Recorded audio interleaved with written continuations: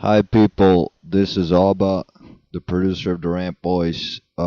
Before the podcast starts, there's a production note I need to give to you people. The reason why this podcast did not drop on Tuesday, unfortunately, is my internet connection, which will die later in the show.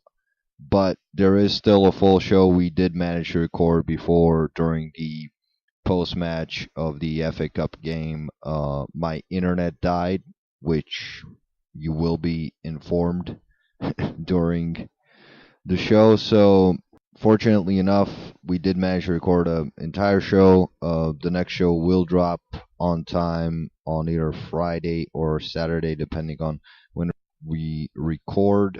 This episode was recorded on Monday the 18th. It was supposed to drop on Tuesday the 19th, and unfortunately, due to my internet issues, it did not. But whenever this is dropping, please listen to it. It's a great episode. I think it's the best one we've done yet. Please listen, share, like, subscribe, and my apologies that it was not on time. I still don't think City, even with the amount they've spent and the talent they've got, I still don't think they're good enough to win the Champions League. Yeah, City, Manchester City. Yeah, I still don't think they're good enough. I think they can win the Champions League. No, not with clubs like Juventus, Barcelona, even Yeah, Bayern but then Munich. Tottenham- So you they're also wouldn't aging. say Man City are one of the top three Nah. best teams in the world right now. I have to disagree with that because I know they haven't won the Champions League, and I know that. But like literally, if you look at that squad depth, if you look at a lot of the quality that they have, that isn't in their first team, I would say they have one of the best squads in the UCL. Even it's just Messi with Barcelona. The problem with Barcelona has Messi. Juve has Ronaldo. But if you look past those two players, Man City actually has one of the best squad depths in the world. So I mean, and they've to put got two teams. They can compete in all fronts. They've got two teams. The players are looking good and happy. That's the most important aspect. yeah, I mean, no one's unhappy on the bench. Because I mean, No one's- imagine unhappy. imagine being able to replace an injured David Silva with Ilkay Gundogan or young talent like Phil Foden. You got not that many teams have that kind of. But it's, And the important thing to note is that they still are happy. Despite playing second fiddle to all these players, De Bruyne is still happy at the spot. So it's really hard to keep that thing going on, right? It's a team. That's why I say Manchester City have breaking the system. But it's a broken team the system that's been and built.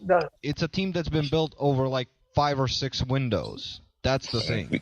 Because when these people come in, their target PSG, Man City, their target is to win the Champions League. Let's just be honest here. They want to win the Champions League. It hasn't been done yet with that type of model. True. But I mean, you could say Chelsea to an extent.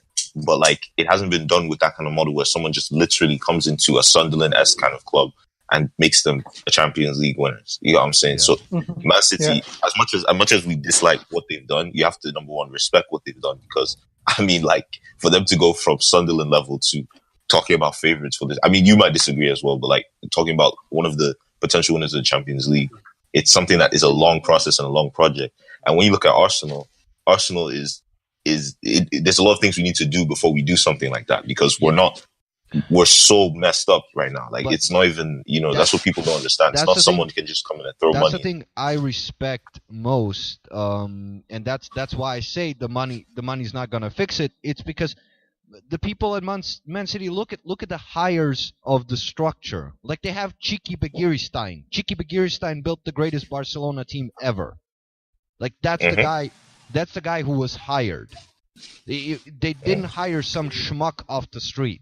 Like, it's not. To be fair, we have Raul. But then will our owners do that? That's the thing. Let's be realistic. The thing is that my thing for Arsenal. That's why I said you need investment.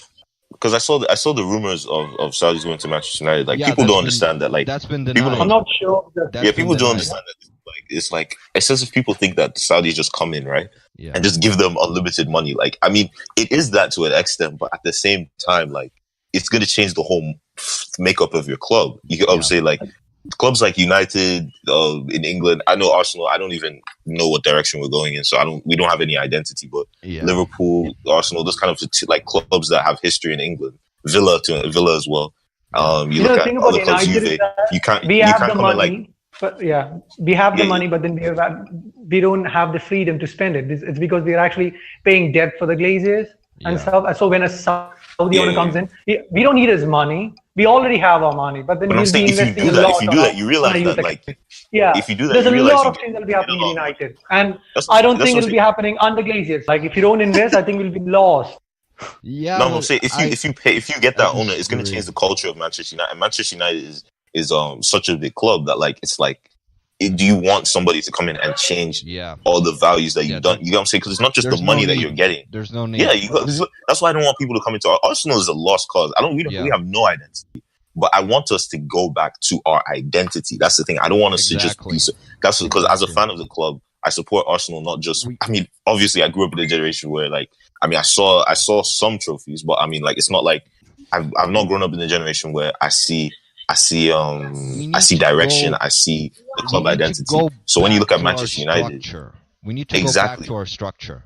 Like same way with Man United. Like that's my point to Ash. Like, you just need people in there. That's why you need a director of football. That's why I keep making fun of Ed Woodward for being an investment banker from Cheshire, because he doesn't know anything. He just knows numbers. He knows how to operate an abacus. That's all he knows. Now, Woodward, right? Like, again, I understand why Man United fans hate him, but, like, again, that's another guy I have to respect, because the reason why Manchester United, like, I can say, like, they're bigger. Yes, all the trophies in history and everything can say that they're probably bigger than, I wouldn't say it's true, but, like, bigger than Real and Barca and stuff like that, is because of, like, the way this guy has marketed Manchester United, the fans he has brought into the club, like the marketing of your club is crazy. We can do that with any other guy at the helm. I mean, we can replace an Ed Woodward, but we can't. Now you can. We can't get a guy who can. No. The thing is that we can replace an Ed Woodward. The thing is that we don't have a guy who focuses on football. Exactly. That's my point. All these clubs like Barca, Madrid, they're still at number one. It's not because of marketing reasons. It's because of the way they play and the stars they have, and they're showing promise. They have a project, and it's not a, I mean, it's not a finite project. That's the thing. That is why I say, vision. There is no aggression. So what are the odds of Manchester United keeping like in the future? Let's say if you don't invest right now, we'll be losing up Paul Pogba. We'll be losing Tony Martial, because they would want to go for a better club. That's the thing. You have to invest right now. And I should thank De Gea for staying alive at a mediocre club like Man United. Because which is why Ole Gunnar Solskjaer was such a good appointment for you guys, because, like, again, this is why I want something similar at Arsenal. Like, people need to realize what your club is. You know what I'm saying? Like, it's just like all these clubs are straying so far away from what made them great in the first place. That's just my problem with a lot of these clubs. But then also you need investments. That is why I'm saying, and are we investing anything? Nothing. We're not doing anything right now, while City are investing massively. Every year they go, they just bought a stadium at London, is it? Like, a training ground at London. But wait, would you like a City model though? Would you like a Definitely. It's because they're investing a lot behind the screens and not on the market. But you realize that, like, I don't think you get what I'm saying. Like, the Man City of old, right? Yes, they were Sunderland again. I keep using Sunderland as an example. That whole culture that they had, everything that they built up from there, yes, it was not as great as Manchester United, but it's gone now. So are you okay with that kind of thing where they'll change the entire makeup and culture of your club from being like... playing good football was their identity. Playing good football was Manchester United's identity, right? So I don't think they'll do any difference. City are playing good football. No, and if you ask any Man United fan, the thing is that we'll still have an identity, right?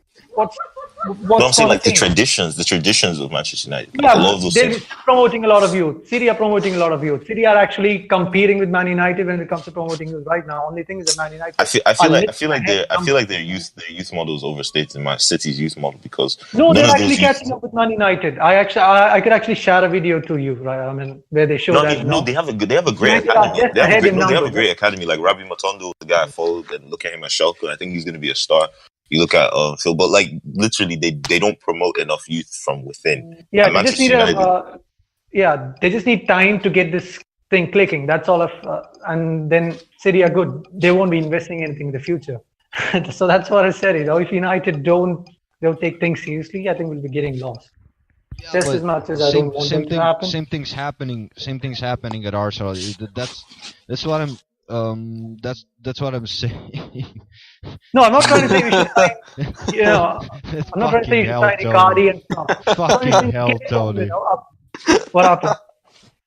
Man, just check the chat. I'm totally lost because Tony like just comes in with like I've been for shit already. Like, just, come on. Hey, sharing is caring, viewers. The reason why Man United and Arsenal fell by the wayside is because we fucked up our structure. That's what it is. When Gil left, you basically left the club in the hands of an investment banker from Cheshire who knows nothing about football. You've grown insanely huge in terms of marketing and in terms of revenue, but you guys have no plan on the football side. You've just hired a bunch of short-term managers and tried to get trophies and sign players you don't need like Di Maria and Falcao. Like it's been about marketing more than about a football strategy. And with Arsenal, it's the same thing because we hired a marketing manager from MLS in Gazidis who has done a lot of good stuff on the revenue side, on the business side for the club, but has done a complete disaster in terms of managing contracts and managing transfers and actually managing the squad and giving Wenger someone to not oversee Wenger, but giving Wenger like a director of football to bounce ideas off of, and someone who's going to be in charge of the scouting, and someone who's going to give ideas to the manager about the players we should be looking at. Like, and Man United and Arsenal have been completely fucked for the last 6 or 7 years from that standpoint. Like, we are lost in terms of structure. City have Chiki Begiristain, and they've invested into infrastructure, and they've invested into a model of running the football club smartly and disposing of their money smartly. Like they don't buy something they don't need. They don't buy players that are whose purpose is to be marketed. Like they don't need to do that. If they don't need like for instance, when City were linked to Isco, I was just wondering, like, why the fuck would they buy Isco? They have De Bruyne, Silva, Gundogan. They don't need a player like Isco. For what purpose? And for instance, Man United, the way Man United are buying in recent years, they had Rooney. You guys had Rooney, and you bought Di Maria over the top. You guys signed a young Wilfried Zaha and shipped him out as a 19-year-old after he was not given a chance under David Moyes. Like, it's Well, by the way, the treatment of Depay was disgusting. The treatment of Depay was that really annoying. I was not happy. Yeah, but then there was some dressing room, and like saying that Zaha actually, had an affair for with fuck's Moyes. sake, Tony! I'm telling you, I'm not opening. I'm not opening this chat. The only positive thing Tony, about United come on, is that delete that. Yeah. Fuck. Come on. Yeah, thing about United is that they've been actually investing in these 16 to 17-year-old youth. I mean, we've been actually buying these players for 12, 18, 15 million in the market. Yeah, I mean, that's I see you sign up. If you see all these, I was like, people can make fun of us saying that, I think he's decent. I think he's decent. I thought you guys should have gone for maybe the guy. See, that's the guy I was going to talk about like later. Because I thought I saw in the schedule this Rafik Guta from he's great. He's a great prospect. Like players like that. Like I like what Manchester United is doing. Yeah. And like hopefully you go back to your youth, your promoted youth, which is what I want to see Arsenal go back to doing. Which is like not just buying gems and stuff like that and promoting them, but promoting from within and stuff like that. Because we've just strayed so far from what we're supposed to be. Yeah, So and the not right thing I wing was spot. saying that See, these that's the you thing. two, That's the thing. can't Again, be top again. Let's see if Manchester United will stick to their values. There's a space on the right wing being occupied by Yeah. Lingard and Alexa, all these wastemen. So like it's like if you check your academy, I want to see if any academy player would take that right wing spot. I just want to see what they're going to do with that. But I think you guys are going to spend money on someone like Nicolas Pepe, who Alba absolutely despises because he's Yeah, the but new then Jorginho. you actually need two I strikers don't to compete in the again. league. I don't That's what I despise mean. the guy. Nah, I'm joking. I'm joking. I'm just joking. Come on. Well, he says the new Jorginho. Yeah, no. But only rates Iwobi. He will be. How? Listen, he will be How? I'm the best. joking. I'm Iwobi is joking. the best left winger in the league. Don't even Yeah, and come. that's the thing, you know. Lingard, these guys are actually being treated as really good players. I don't want them to, but then you have to give them. Jailing. Nah, see, No, I was he has his own YouTube channel. He should be fucking playing at United. I was joking, my friends. I said kid, that mate. Jesse Lingard. Right, just No, remember it's not this. that I Remember this. hate him. Remember this. But Yeah, then- Jesse Lingard yeah. would not have a career if it wasn't for Arsenal Football Club's defense or Mustafi. I'm Yeah. No, It's the the thing most- is that, you know, you compare Luis Nani at the time of Saf to Jesse Lings. He would be actually blown to bits. I mean, he's Nah, nowhere come compared to the on. level of Luis Nani. I mean, Nani was a football genius compared to Lingard. Nani was yeah, that's incredible. what I Nani- said. You know, Nani and was these good. guys are I hyping think he's so Lingard. underrated. Nani was so underrated. That's my opinion. I feel like Nani. Yeah, he is underrated. That's what I said. And also he's two-footed. That's the most beautiful thing about Nani.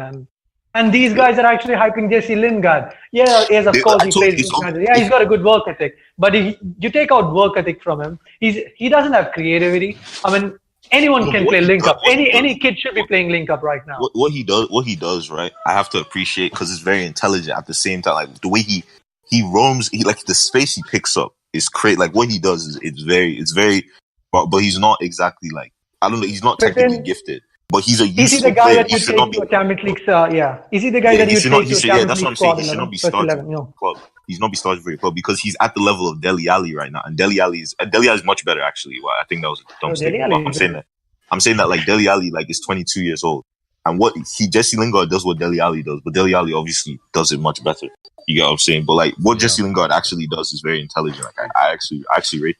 But at the same time, I keep saying this. If it wasn't for but he's Arsenal, not Man United level. But then our level has dropped so down. That's it. It's the same thing with Iwobi. It's why I say they're the same player. It's the. But then you have to the stick squad with him player. because we have no choice. Yeah. Don't insult Lingard. No, Mate, shut up. Come on, seriously. Jesse Lingard last week against Leicester, he was tripping over the fucking ball for 90 minutes. I told you, all of them, everybody turns into Messi against Arsenal. Do you see the ball control? It won't be tripped. It won't be tripped over thin air. No, the thing is that one day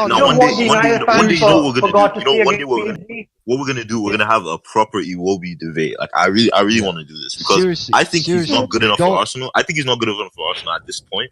Like I finally agree that he loses confidence too quickly. Like he thinks he's scared on the ball. But like I don't think he's as bad as Tony makes out. Like I really just don't think he's as bad. That's my thing. That's my thing with Tony. Tony forgets that Iwobi's really good in terms of Tony slags off Iwobi's technique. Listen, don't say he's really good. Iwobi has technique and he has physical ability. Iwobi's problem is his brain. His brain is not quick enough for this level. Like he doesn't. When his brain was working earlier this season, when he was like, there was a way he was playing, it wasn't up. I don't remember Tony. Remember Tony? I don't think I forgot. You were humble. You were humble at the beginning of the season. It's only now that Iwobi has gone out of form that everybody. Alright, so think about Jesse Lingard, the United fans failed to see. When Ashley Young was actually overlapped by Bernat and Anel Di Maria, we forgot to criticize Jay Lings because he couldn't. He didn't come back and Jay Lings. Jay Lings. Jay Lings. Look at him. Legit a backup dancer. That's my point. The guy's a backup dancer. He's a backup. I Yeah, told- the thing is that I told you- I told- Denver I keep and saying this. Mata didn't I keep track saying back to this. protect If- Ashley Young. I Ashley keep Young, saying okay, this. he's If Arsenal, crap, but if protect him. Mustafi didn't play for Arsenal, I keep saying if Mustafi didn't, Jay Lings would not have a career. Yeah, If Mustafi did not play true. for Arsenal, Jay You Lings. know the thing, He'd be- Jay I'm telling Lings, you. he actually goes inside. I mean, he goes to the middle, and there's nothing on the right hand side. There's no one who's tracking back too. Ashley Young gets violated by absolute, especially in the PSG game where he had 2v1 against him, and Jesse Lingard was actually in the middle. The He was same apply. bullied. I mean, the That's same another was. thing. That's another thing about United. Same story with That's Juan another- Mata. We had no one there, and then these people are coming on. I mean, after the match, slag him Ashley Young, saying that he's over, but then he's only doing what he's supposed to do.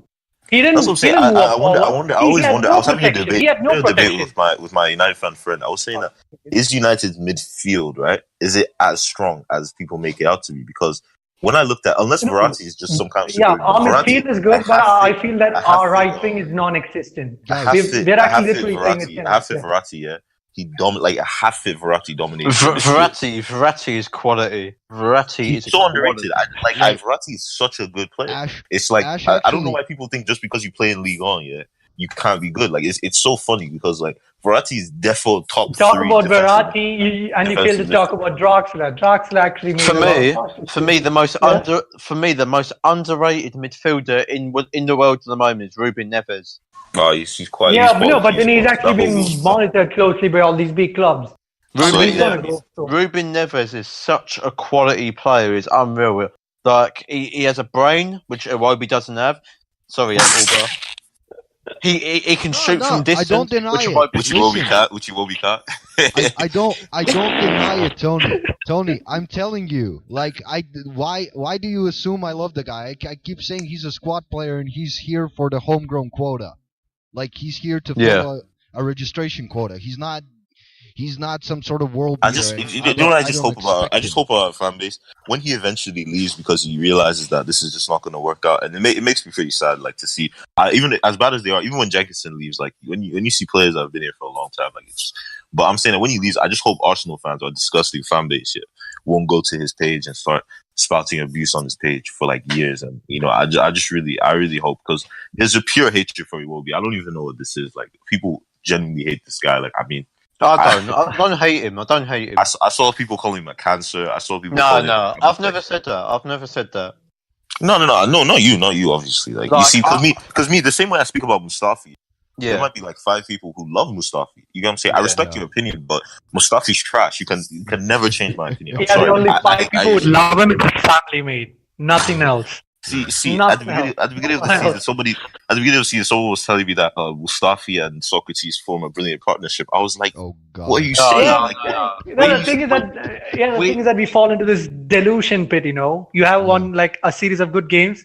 I mean, let's say Man United. I said that we can win against PSG, and look at us. We're nowhere close to PSG or even their second team. Even me, I was saying that like the midfield is looking weaker, but like Verratti, that's why I keep saying Verratti's quality because Verratti didn't play that game yet. You guys would have had a. See, that's the thing. Yeah, I don't know if you saw it the other day, Wuji, but the other day when I wrote on General Forum about there's a difference between hating a player how he plays and hating a player as a person. I'm personally not a fan. This is when I was talking about when people were trolling Ozil and having a go at giving him death threats and having a go at his religion. Like when you're any player, I'd say it's about Harry Kane or Dele. I hate Dele Alli as a player, yeah. But even if Dele Alli was getting death threats, I'd say this is wrong. Any player doesn't deserve to be getting death threats for doing his job or not doing his job. In the case of Iwobi, where he's crap, but sorry, I had to. But when you're giving death threats or attacking someone from personal life, that crosses the line by so many miles, in my opinion. Yeah. I said one thing about Mesut Ozil. It's like I don't not rate the guy's talent. I didn't ever think that he was not good. I don't even. Yeah. I'm not someone who denies that Mesut Ozil has talent. I think he has tremendous talent. His problem is that he's on a contract that requires that talent to be shown game in, game out consistently for 90 minutes, and Mesut Ozil's never been that player. which is why I'm upset at our board for giving him that contract. Because Yeah. I mean, I love Ozil. I love Ozil. Honestly, if Ozil was on, let's say, what 200. Mkhitaryan, people don't speak about what Mkhitaryan is earning. Mkhitaryan's on 200,000. If Ozil was on I said it, Tony. Yeah, I would Tony. be okay. I would Did be I okay with not? that. Did I not thing is, say? Because again, I saw a video. I forgot the guy who said that. I do Like, understand. I saw something that said like, why is Ozil? What gain do we get from not playing Ozil? Like, I mean, because like it doesn't make any sense. Like we need to play the guy. Like it has to be. That's true. But I do fully understand your point about he's not making worth his 350k a week, but I don't think, and this ain't me digging at Emery, but I don't think that's fully his fault. Like, even it was a PR stunt and a bit of a propaganda machine yesterday when it came out. Oh, Ozil's left the UK to sort his head out. Well, DT made a good point for once and said Ozil isn't the only Arsenal player that's out of the UK this weekend because we're not playing this weekend. Yeah. Aubameyang's out of the UK. I think Lacazette's out of the UK. Does that mean they're all going out to clear their heads? It's not true. That's what I've said. Like the guy's he's a poster boy. Same way Iwobi is a poster boy for underqualified players at Arsenal. Like Iwobi's a poster boy for underqualified players at Arsenal, and what makes me laugh is that he's not even like the worst player at Arsenal. Yeah. That's what like makes me laugh. Like, Well, he's not. Wait. Okay, are you actually no, going to tell me that Mustafi, Alex Iwobi, Mustafi's right, way worse. Mustafi's way worse. for me, Iwobi and Mustafi are the two that annoy me the most. No, I know they annoy you. I know they annoy you. But let's talk about like ability and their Koscielny's just old. old. Like, are you telling me? Come on. Koscielny's just old. I mean, come on. Yeah, but then he's still shit, mate. I mean, I'd actually rate Iwobi over Koscielny because he at least has youth in him.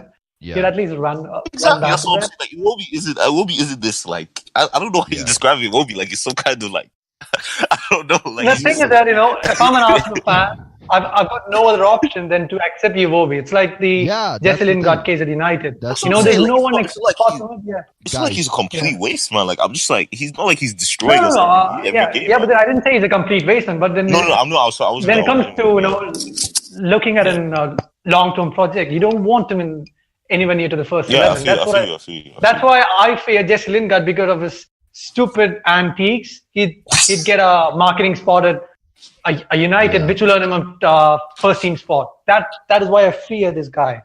That's why because he's nowhere good enough. He's nowhere good enough. I wonder how much hate Iwobi would get if he acted like Lingard. Iwobi has acted respectfully. You know what I'm saying? Like I'm just the death threats that this guy would do. Because our fan base, we all know our fan base is the worst. But like at least you know what people hate? You know what people hate to be people hate if you're silent. Yeah. But this is the point. Jesse Lingard is actually washing our eyes with his antiques. The RantBoys podcast. Van Persie arriving. Oh, what a goal! What a goal by Robin Van Persie! Fantastic lead. Time to go! It's time to go! Don't interrupt me. I will interrupt. Don't interrupt me. I will interrupt because you've got a it's time to go. Don't interrupt. Look at you, can't even speak. Time to go. You can't even speak. So don't interrupt me. Even when I can't speak, I speak more sense than you fucking ever do. What are you swearing for? What are you swearing for? It's time to go. What are you swearing for? Get it out of your fucking head. I think even Pochettino's more passionate about Arsenal than Gronkia. Like he's not owning, he's just sitting on his ass and waiting for the money to drip. Hi and welcome to another episode of the RantBoys podcast with me. About who? About my what? About my gang. My co-host Tony.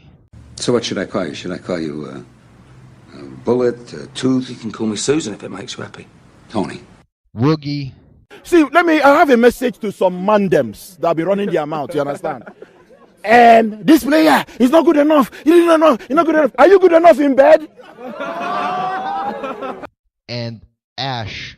Number 1 player Cynthia और हमारे जोशीले player Ash के बीच. Joining us today, Dan and Sanj will hopefully be on later for the Man United Chelsea recap. We are recording this before the FA Cup game between Manchester United and Chelsea. By the way, an update on the RantBoys schedule.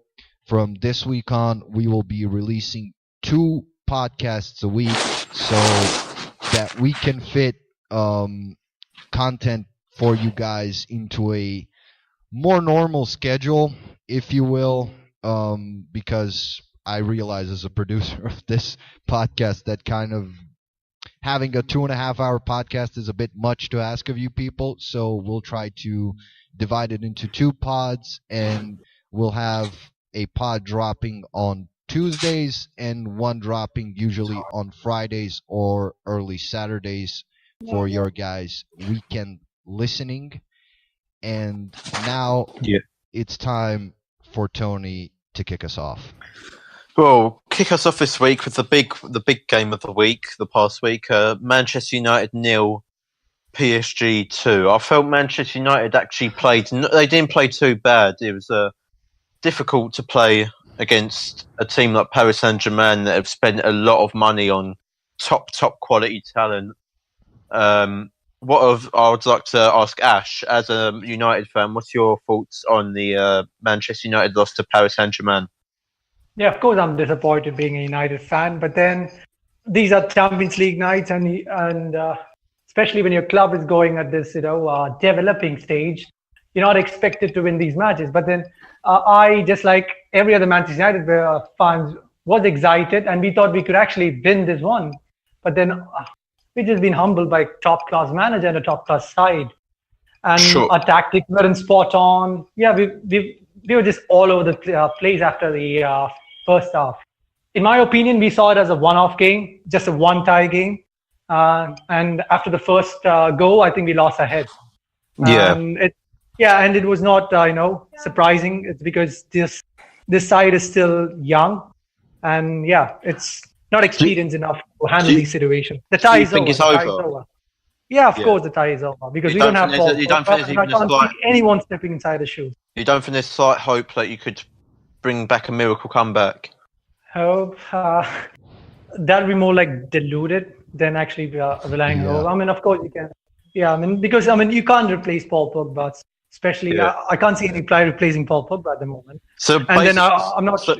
So you're saying basically that you wishing for a comeback would be like us wishing for Iwobi to be world class. You could more or less say that.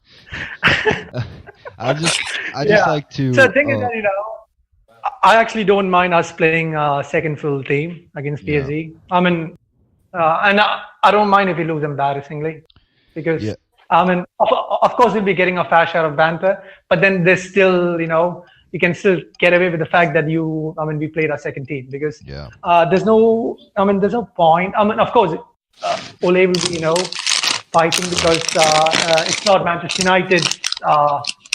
What should I say? People expect us to win every match, so that's how we should be going to any match. One second. You'll go back to that point. Tony, stop fucking opening crisps or whatever on the air. Sorry, it was chocolate. If you're opening something up, turn your microphone off and open it off air. Fuck's sake, like 2 weeks in a row. Okay. It's a habit, sorry. Anyway, Ash, on your point on playing the second team, I think you guys lost the game in midfield. Tony, the fuck are you doing again? No, that wasn't me that time. Yeah, it was. Because I can see your icon. I wasn't opening nothing that time. It was just... Okay. Internet doesn't lie. Don't worry. He'll be properly hung for his misdemeanors on air.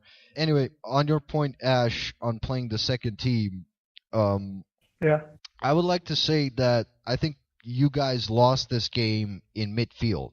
And it was strange to see because PSG operated with basically a two-man with midfield of Marquinhos and Verratti, with Marquinhos basically doing a man-marking job on Paul Pogba. But where you really lost the game was the gaps behind Herrera and Pogba that were opening up consistently with the two wide players. Tony!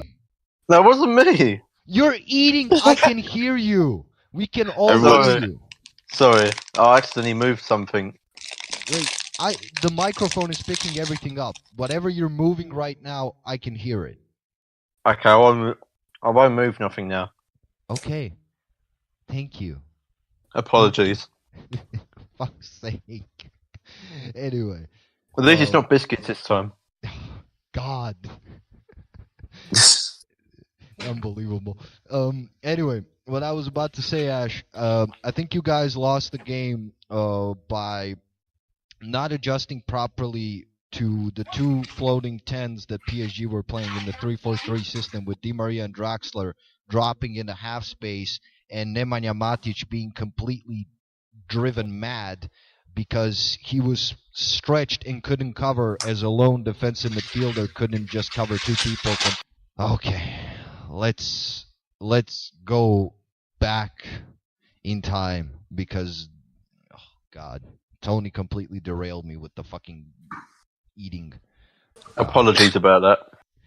Anyway, my point was, Ash, I thought you guys lost the game by not marking the half space properly, and because you left Matic isolated, because he's, let's be real, as slow as he was for Mourinho, and as much as it seemed that he was improving under Solskjaer, he just showed his lack of mobility again, and you guys were completely overrun by Draxler and Di Maria in the half space, and then to make matters worse, your fullbacks being drawn narrow, and that resulted in all the time your wings being exposed for overlaps of Bernat and Dani Alves, and you just kept getting stretched all the time. So yeah, that's the thing I was talking about, Yeah. I mean, if it was under Jose, I can say that we wouldn't have lost that badly. I mean, I can say, the number of chances that PSG would create would be low compared to the one we did under Ole. Thing is that, we actually lost focus. I mean, you can say Young was trash. You could say all that and stuff, but then Young wasn't protected well enough because then that man was going against Di Maria and Bernard, and those guys were overlapping him easily. And also another fact that he was getting drawn close to the centre back. And that's it.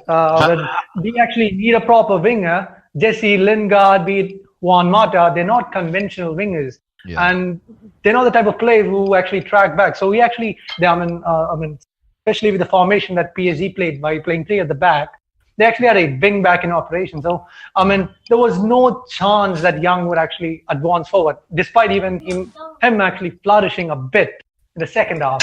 And I personally believe that's because of PSG sitting back after they scored two. How do you think you would have done against PSG if you'd have had someone like Koulibaly reinforcing that defence? I think still we would have lost the game. It's because we were, it was a tactical masterclass by Tuchel. We actually, the thing is that Ole is still learning the art, and he never expected that type of formation. He was actually surprised to know that and make adjustment in the middle of the match. Well, then I think we actually, it was partly the tactics, and then there was we're actually really for a defending set pieces. The injuries, and especially Kim Pembe. You can't let that guy score. I'd be happy if it was Thiago Silva, which was someone like a World Cup player. But then you actually let a kid score. You actually, and celebrate it. I don't know where. I don't even rate that guy. That's what I hate the most. That's what I was saying. I don't know where all this talk about. People can say Kimpembe actually did a good performance, but that guy should have been out in the first half. He should have gotten a red there, and these guys made him a fucking So start of it. I want to ask you, Ash, what's your prediction for the away leg?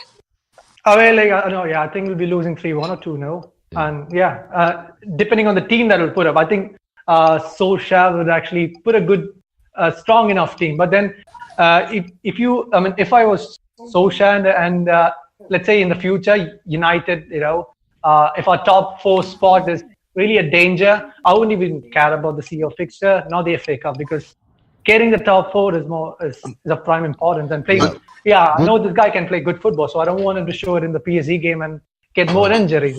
Woogie, you were about to say on Kimpembe. Oh, Kimpembe? I mean, I just don't know where this whole myth about him being this, star, like young center back from PSG. Like, I've never seen anything to make me rate him that highly. I mean, he's better. Marquinhos isn't the best either. Maybe that's why they just said, let's give this young guy a try. But I mean, he never was one of the standouts in the academy. You look at Claudio Gomez, Giachinelli. He was never like one of those guys. So I always just wondered how he was able to make it into the squad over some of the more talented youngsters there are. Like I've just never, and even in League O, when I watch him, he's clumsy, and he showed that against Manchester United. But somehow, some way, he scored. I don't know. I mean, God bless him. I like the guy. Seems like a nice guy, But he's a World Cup winner. I can't disrespect him. He's done more than I'll probably do in my life. So I mean, it's just like I don't know why. I think people just feel like when a young player plays for a big club, I think that's they tend to overrate them a lot, and it makes me laugh. You look at I agree. Yeah, you look at Vallejo. I think Vallejo, was it Vallejo or somebody from Real Madrid? I'm just looking at him like how is he playing for Real Madrid? He is clumsy. It's crazy. I wanted to say on the Kimpembe point with how he scored, it was obviously a complete blunder by, again, Nemanja Matic, who had an awful game. Oh yeah, the terrible game. Wait, he didn't even like track him. I was just like, he was tracking. He stopped. I was wondering what he was doing. Like he tracked Kimpembe. Then for some reason he just stopped. Like I mean, it's just that lack of awareness that I think Matic is kind of finished. He's done. He was completely exposed in this game. And Tony, you asked Ash about a center back. I don't think the game was even. It wasn't lost because Man United didn't have a good center back. It was lost because Man United's fullbacks were kept pushing into the middle to track the two floating tens in Draxler and Di Maria, and that opened space up for the fullbacks, for the wingbacks of PSG to overlap, and Verratti kept hitting the ball, the passes into space to the wingbacks. Oh, don't even get me started about Verratti. Verratti is quality. Yeah, I just like he kept three midfielders quiet. But Marquinhos, yes, he played well, but like the way he just kept the line of the midfield, like if you like, I mean, I know we all understand football, so I'm saying like you'll all see like how he was able to keep that. Yeah, for me, it's incredible. Marquinhos for me is an underrated footballer. For me, I like a footballer that's got versatility. Like Marquinhos can play well in defence and in the midfield. So for me, Marquinhos is quite a talented and underrated footballer. But you see what reminds me that I thought about the other day. It's like David Luiz, is a trash defender, absolutely garbage defender. Useless. I've said this for so long. I don't know why people think he's good. Like there's not, but he's so talented on the ball. So it just makes me laugh that people think just because he puts in a couple tackles in midfield, he can be a centre back. I think that's like he would be better in midfield, David Luiz. So it's the same. It's the same Marquinhos. The same Marquinhos. Marquinhos is helped. Marquinhos is a better defender than David Luiz. Don't get me wrong. Yeah, definitely. And David Luiz for me would be, if he went into midfield, he'd be similar to Fellaini, not just because of the hairstyle, but because of their style of play. No, I disagree. I think Luiz would be more of a Regista because his long range passing ability is absolutely phenomenal. But and his ball control is crazy. Ball control. Yeah, David Luiz. So it's like I'm just saying, like I don't know why people play him in defense. Like there's just some baffling decisions I don't understand I see some players. Rafa Benitez played him as a defensive midfielder. Exactly, and he was good there. He wasn't. Yeah, so he was a good. Yeah, talking about the PSG game again, Kimpembe shouldn't have scored a volley. That's what I'm fuming about. He shouldn't have scored a volley. I mean, I'd be even happier if he scored a header, if it was a tight header. But then look at him, he was that free. He could actually, pose for a photo shoot. These are the real tests, and they'll disappear like Mr. India. All will disappear like Mr. India. Even if you put red light, you can't find them. That's how much time he was. Yeah. And then Matic, you can call me Jose's best friend, but then stop slagging the guy off. I mean, especially all the United fans, Matic and Young. Yeah, I know where they are. They should go where they are massively. But they're the only guys who are actually doing the jobs. Yeah, they're being loyal to the profession and they're doing what they're asked to do. But we lost because of Ole's inept to he was enough to adapt. So that's the thing. Coming back to the point, I will criticize Ole. Ole, I mean, thanks, you're a good manager. You got us back to top four, but if you're subjected to criticism, you'll be getting it one. I mean, the point I wanted to make again on the PSG Man United game is something I was baffled with, and I was saying it to Sanj in the general chat when we were watching the game as the game was going on. Why I didn't understand why Solskjaer didn't adjust because his half space was getting exposed. He just should have slid Herrera in next to Matic and sort of have the two of them plug up the half space and have Pogba ahead of them. And again, Pogba, this is what I was arguing with my Man United fans. But then, I was saying that, like, yes, Solskjaer has improved your attack, but like at the same time, the defense is still a worry. Like it's still your attack is so, but it's like the defense is a bit shakier than it was under Jose. Yeah, then I wouldn't actually blame the defense. I mean, especially the centre backs. I thought they did fairly well. I mean, we were actually outclassed at the full back end. So, I'm mostly mean from set pieces, to be honest. I'm mostly mean from set pieces, not like in general. The defense is still okay. Yeah. It's just not. Yeah, the thing was that we actually lost our runners in the middle of the game, especially Gard and Martial. So I mean, there was no hope after they went. It was like battling a lost cause, especially after PSG net at 1-0. Yeah. So I mean, I'm not sure whether he was caught in a dilemma whether to attack or to defend because 1-0 the lost head because of their inexperience and stuff. I think we should have kept it to 1-0, giving a second goal because that was a bit too much. It was an ordinary cross.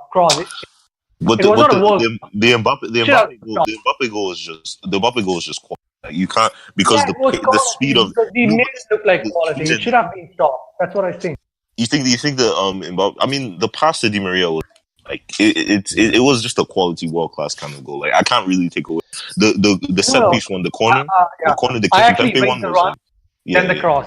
But not that many people could have timed that run as perfect as Mbappe. That's what people make me laugh when they say the same thing with Cristiano Ronaldo and tap-ins and stuff. Yeah. When you see like a run like that, the way he timed it as fast as Mbappe is, you can overrun it, you can mess up, you can shoot it over the bar. But the way he timed that run to perfection, that's the thing. Ronaldo, the finish was crazy. A lot of people underestimate Ronaldo's ability to time a run the way he does. Ronaldo is in my opinion, the best of timing runs. Yeah, and that's definitely. He's the best goal scorer. He's the best. That's my thing. If it wasn't for Ashley Young, that cross would have been stopped. That's what I believe. But I don't think that's as much Ashley Young's fault. Again, I want to go back to the start of that move in midfield. The reason why that move happens at that speed is because what Verratti does in midfield to spring the move. Like Verratti gets the ball, quick half turn, boom, it goes straight into space like a laser beam straight into Di Maria's path. Then Di Maria has a simple ball to play in, and Mbappe with the run. And that's world class quality. Like you can't. That's why I say it's a world class goal because it's the stuff that you train on the training ground. Like when the coach sees that. Yeah, but then if Victor Lindelof had actually read the ball well, he should have got in front of Mbappe. That's what. But you realize how fast Mbappe is. Like it's not he like was fast. The thing was that Lindelof wasn't premeditated about it. I mean, he wasn't anticipating Mbappe. More like he underrated Mbappe. Was he anticipating Mbappe's speed or Mbappe as in general? Like he wasn't anticipating Mbappe's pace. Yeah. He wasn't anticipating Mbappe's pace. You could say that. I mean, yeah, that's what. I mean, the thing was that he actually, I don't know, he actually lost his legs in the middle. I mean, he actually slowed down a bit. That's what I feel. Because for me, Mbappe didn't have the best of games. But when I see some kind of like a world class talent, it's those players, that like even when they're playing bad, they still do something to affect the game. Like I have to rate that. Like that's why Mbappe for me is the best young. The thing is that Dembele is more talented in my opinion. But like we had actually two centre backs to stop that ball. Yeah. And we still let him score. But then you have to give credit to Mbappe. That was a superb run. And I don't think any youth right now at his age can do that. Yeah. Now Mbappe has scored against every single English team he's played. 3-3. So that's like another phenomenal record. He's incredible. He's good. It's between Dembele and Mbappe because Dembele for me, if you're being objective, Dembele is the more talented. Because for me, he's the best 2-footed player in the world, Dembele. Like, I don't think anybody's as good with 2 feet. I mean, I could be biased as an Arsenal fan and say Santi Cazorla, but I mean, like, Dembele is... Bro, hang on. There's no Santi Cazorla there, right? Man.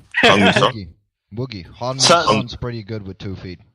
Son is pretty good with 2 feet. I wouldn't say he's better than Dembele though, but I mean, I'd like to expand on that. On that note, on Son, Tottenham beating Borussia Dortmund 3-0 on Wednesday. Son with another masterclass performance. As much as it pains me to admit, what's everyone's thoughts on that? I think they kind of got lucky. But you know, it's Jamie Spurs. Lucky? What are you talking about, mate? We ain't lucky. We're Tottenham Hotspur, yeah. I told you we was gonna win it 3-0 at the Wembley. Yeah, we ain't even in our home. We ain't even at home at White Hart Lane, and we're already crashing the top teams of Europe. I told you, mate. Premier League, Champions League double. You can lock it in. You can lock it in because Heung-min Son is on form. He's the best player in the world. Mbappe who? Yeah, mate. Heung-min Son, he's got a bit. He's got 2 feet. What are you talking about? Dembele's got 2 feet. Heung-min Son, he's got 6 feet. That's how good he is. He's got 6 feet. He's going to score every single time. He is the best player in the world right now. He's on form. And by the way, Llorente, what a beautiful man coming off the bench with that goal. Oh my word. Getting this guy, Tottenham Hotspur. Bam. I ain't even done yet, yeah? Wait a minute. This guy every week invading our chat. Yeah, Tony, shut up, mate. It's my turn to talk right now. I have to say one last thing. Mauricio Pochettino, the greatest football manager in history. Come on, you Spurs. We're finishing the job at Dortmund. We're going to win 5-0. Out Spencer. And I say, we're going to win. Yeah, that's it. We're going to win. Come on, you Spurs. Spencer invading our pod every week. Wait, what was that? What was that? No, he was our expressions, mate. Oh my god! No idea, man. He's like, yeah, he's worse than expressions. I mean, I can't believe like you get lucky because Ashraf Hakimi has the worst performance that I've seen a fullback have this season. I mean, the guy is an attacking fullback. He offered nothing in attack and made 2 crucial mistakes that led to the opening 2 Tottenham goals. It made me laugh because like the thing is that people, that's why people like need to like watch like football instead of like just looking at, because if you look at that game, like it looked like an absolute pipe from Spurs 3-0. But if you watch that first half was toe to toe. Everyone playing to a decent standard. But like second half, Favre told them like that they just came out and started playing like Arsenal. Like it's like it didn't even make any sense. Like the way they just collapsed, like it's crazy. Like yeah. And do you see what Sancho was doing to people's children? Like I mean, Sancho. I just want to make one point. Yeah, Spencer is more deluded than flipping Adam. Oi, fuck off, but mate. Then, How do you get in? Wait, what? Again, like this guy just pops out of nowhere. Someone needs to ban his IP address. Oh, fuck. Wait, how is he getting in? I'll get on it. How is he getting in? Like, I'm wondering. What I was about to say on Tottenham, like you said, Woogie, it was an even game, but interestingly enough, it was not just the formation that Tottenham used that worked to perfection, but it was just how Dortmund fell into the trap, because Dortmund sort of like playing with a false 9, and they like to have a quick 1-2 interchanges and short passing, and there was no switch of play. And when you're playing against a 3-5-2 system that Tottenham employed, and they're trying to congest the middle and sort of pack Dortmund in, which Dortmund were sort of running into basically corridors where there are 4 or 5 Spurs players in an area of like 15 yards, and they just can't. You just can't play through them. And that's what I'm saying. Like I don't like this stubborn tactic that Favre is doing with the false nine with Götze. Like I'm saying, like you have a goal scorer. Yeah, I understand that you want to play this whole pass, just like all out attack type of thing. Like I don't know how to perfectly describe it, but I think you would know how to describe it better. But I'm saying like you need a presence. What they needed in that box was a presence to just shoot. That's literally what they needed. When I was watching that game, Sancho was absolutely baptizing some defenders, and like it was crazy what he was doing to them. And like in the end, they just had nobody to take a shot, like nobody to make that presence, to be selfish and shoot. So time passed, and Spurs in the first half, who in my opinion, yes, they had a goal, but I felt like Dortmund played the better. And in the second half, you saw what happened when you don't take your chances, because Pochettino is a world-class coach. As much as I hate it, Pochettino is incredible. It's just his in-game management is absolutely disgusting.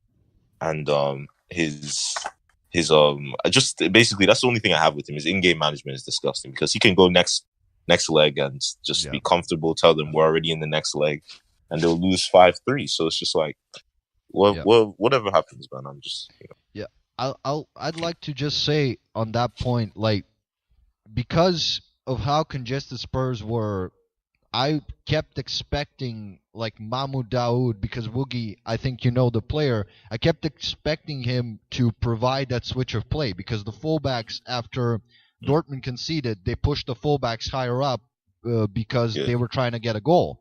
And repeatedly, I saw, like, 6 Dortmund players on the same side of the pitch and just playing these little 1-2s, and the fullback on the other side of the pitch is completely by himself in acres of space, and they never switch the play.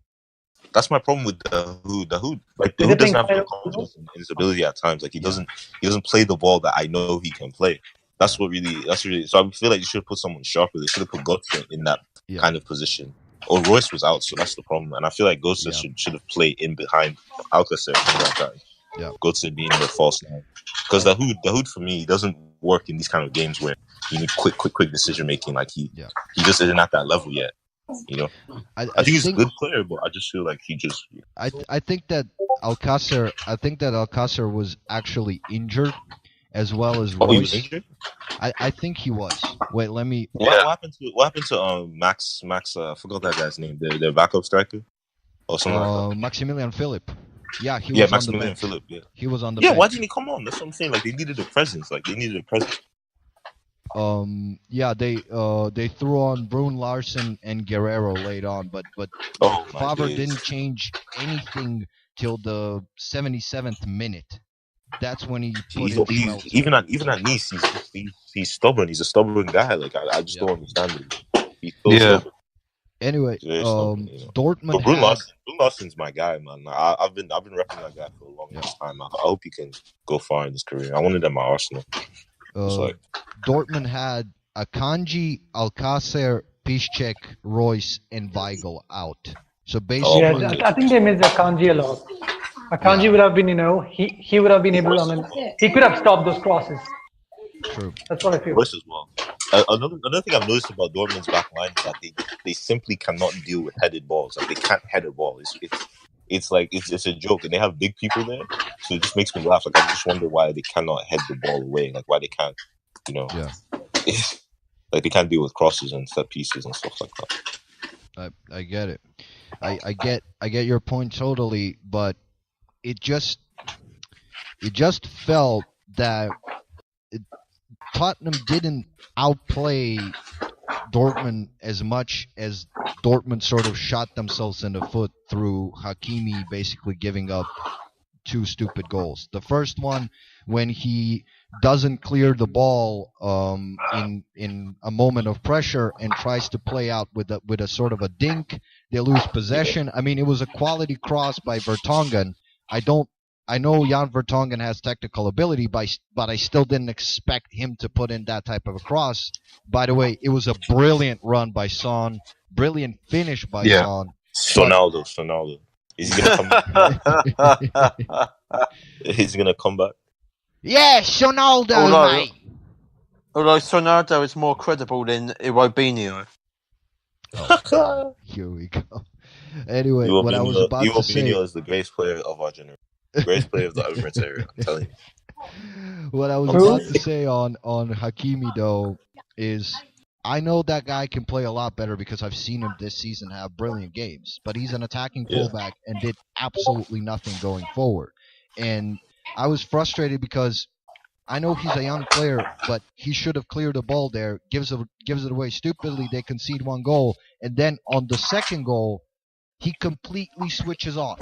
Doesn't track Vertonghen at all. Like I don't understand how you can switch off to that level as a professional footballer. Like it's young. It's the thing that people need to understand about young players. Yes, young players will have a million good games and stuff like that, but they're gonna have those bad games, and those bad games they learn the most. Like you got Joe Willock last year. Like I mean, the abuse this guy got for his Newcastle performance, like playing against one of the biggest clubs in like the country.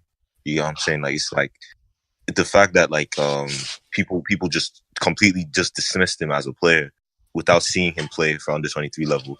You're a young player. You're gonna have these bad games. Even Sancho's had some bad games this season. So it's like you just have to just let things happen. It was a bad game. He's going to learn more from that game than anything he learned playing against Dusseldorf in the Bundesliga, DFB Pokal. So it's like, anyway, I was also flipping between Ajax and Real Madrid. Didn't anyone see it? Oh, yeah, I saw that. Ajax were unlucky in that game. No, was that virtual assistants of Real Madrid? I saw that meme. I actually didn't watch the game, but then I heard that Ajax were the better team. They were. See, VAR, honestly, this is my problem with VAR. VAR, it's still three referees like looking at it and say, so there's just so many mistakes in it. Like I don't want to get to the second goal that Madrid But I scored. think that But it's like I mean the gameplay. You see, you can't take away from the ball these two teams were playing. Like yes, Ajax were the better team, but I think people just hate Madrid so much that they refuse to accept that Madrid does anything. True. But then I'll tell you this, any guy with a fragment of a brain could figure out that goal should have been allowed. I mean, you don't need to go through FIFA licenses to get your FIFA license to judge that. That was so easy. The goal definitely should have been allowed. Like, I mean, to say that he was, I mean, come on now. That's, So I mean, just I guess so that's unfair. I do wonder if the tables were turned and there was Madrid's goal that was disallowed, if they would have been given to them. Yeah, let's burn the whole place down. Let's burn UEFA down, right? That's what I'm saying. Like, it's madness, and this is my problem. It's like money dictates again, like what the rules are, like prominence of a club. Because I know it seems like everyone's just being biased now, like but like that was a goal. That was a goal. It was a goal. Yeah. There was no, yes, you could make a case for both sides not being a goal, but it was a goal. No, Courtois was not obstructed. Courtois is a big ass man. He can definitely jump that high. Can get the ball. It's like That's like you win one of those. I mean, it's like one of those lines in Gladiator. I'm not sure whether I'll be correct with it, but then you win the crowd. Let's say here the fans, you win it all. I mean, the fans will take care of the social media stuff. Yeah. So that's it. I mean, they're gonna bury it soon. So all I'm saying is I was watching De Jong, right? He seems to put out his league form. Like he played really well in this game. Like in the league, he's been absolutely disgusting. He played better. And Delight, sorry, I don't even know how to pronounce that man's name, but he had another very good game. Delight, whatever. But he had a very. I don't know. He's a player that I actually never actually paid that much attention to. Like everyone was talking about him, but I just never got the chance to like really watch him.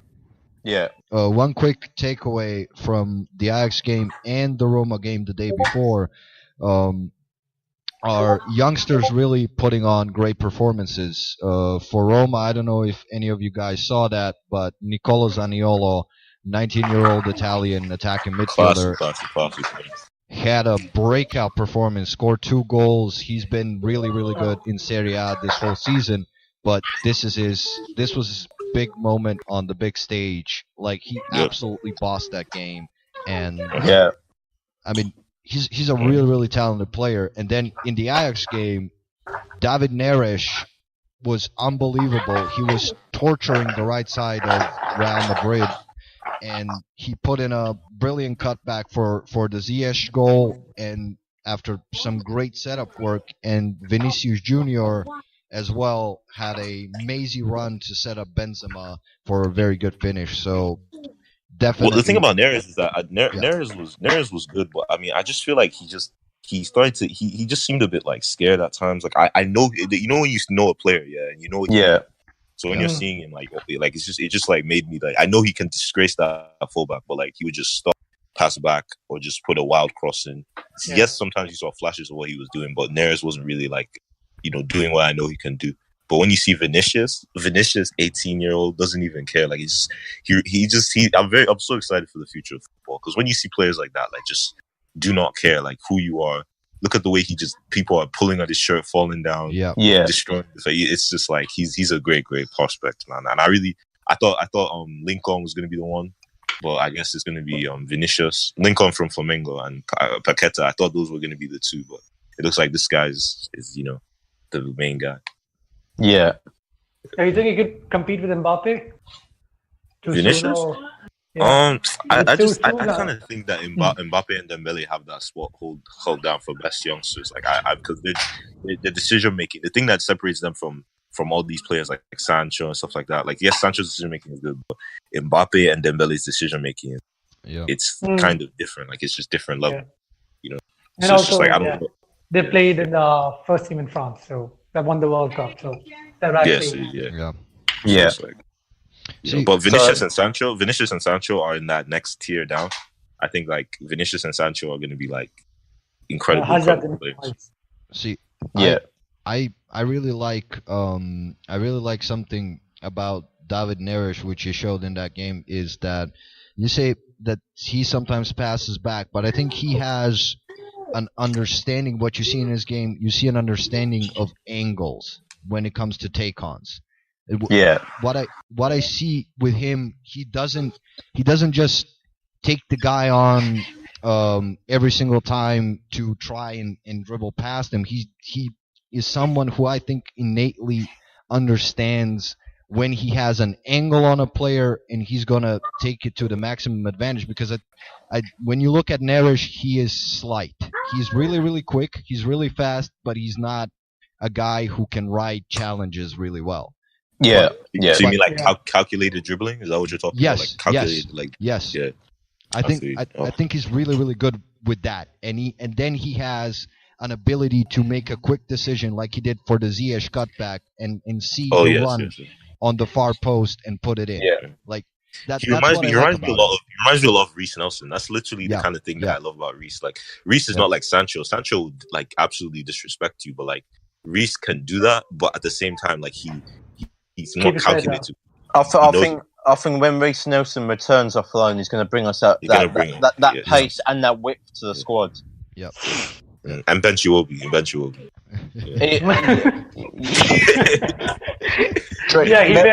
He said it before Tony, actually, though. I was actually waiting for Tony, but then miracles do happen then.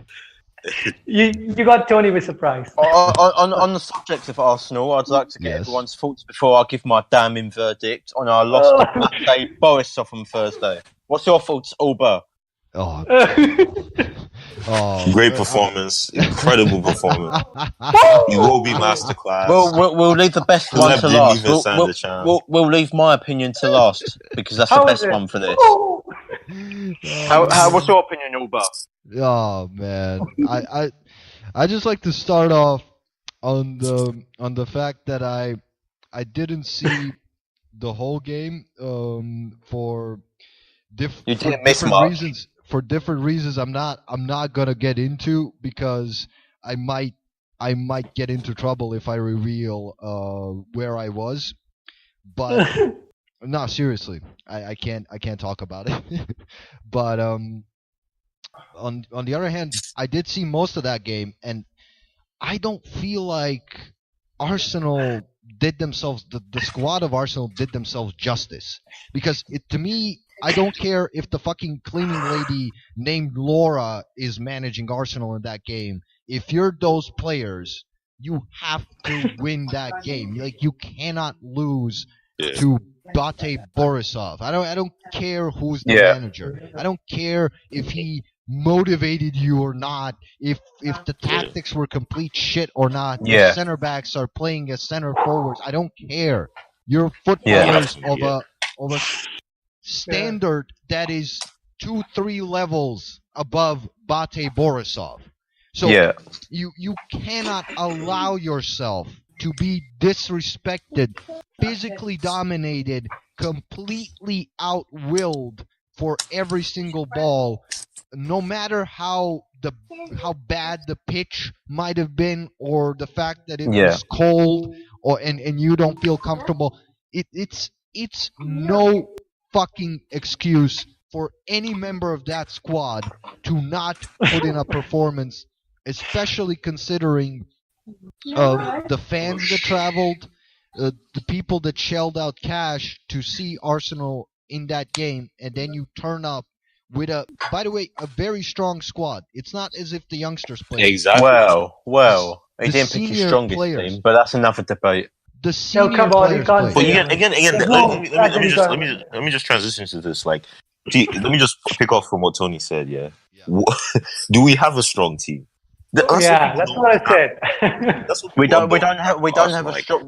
don't have a strong team, but for me, and they're saying I'm not making an agenda here. Many people might think I've got an agenda here.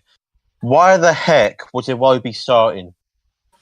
Come on, Tony. Why wasn't Dennis? Why wasn't Dennis? But that's not the point here. Okay, but Tony, they should have won it. I mean, they actually collapsed as a unit. Okay, listen, it doesn't matter what. Like Albert was saying, even if we recall Joe Campbell to come and play, we should beat those guys.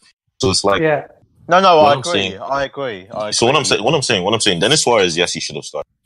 But when I look at that squad, there's some.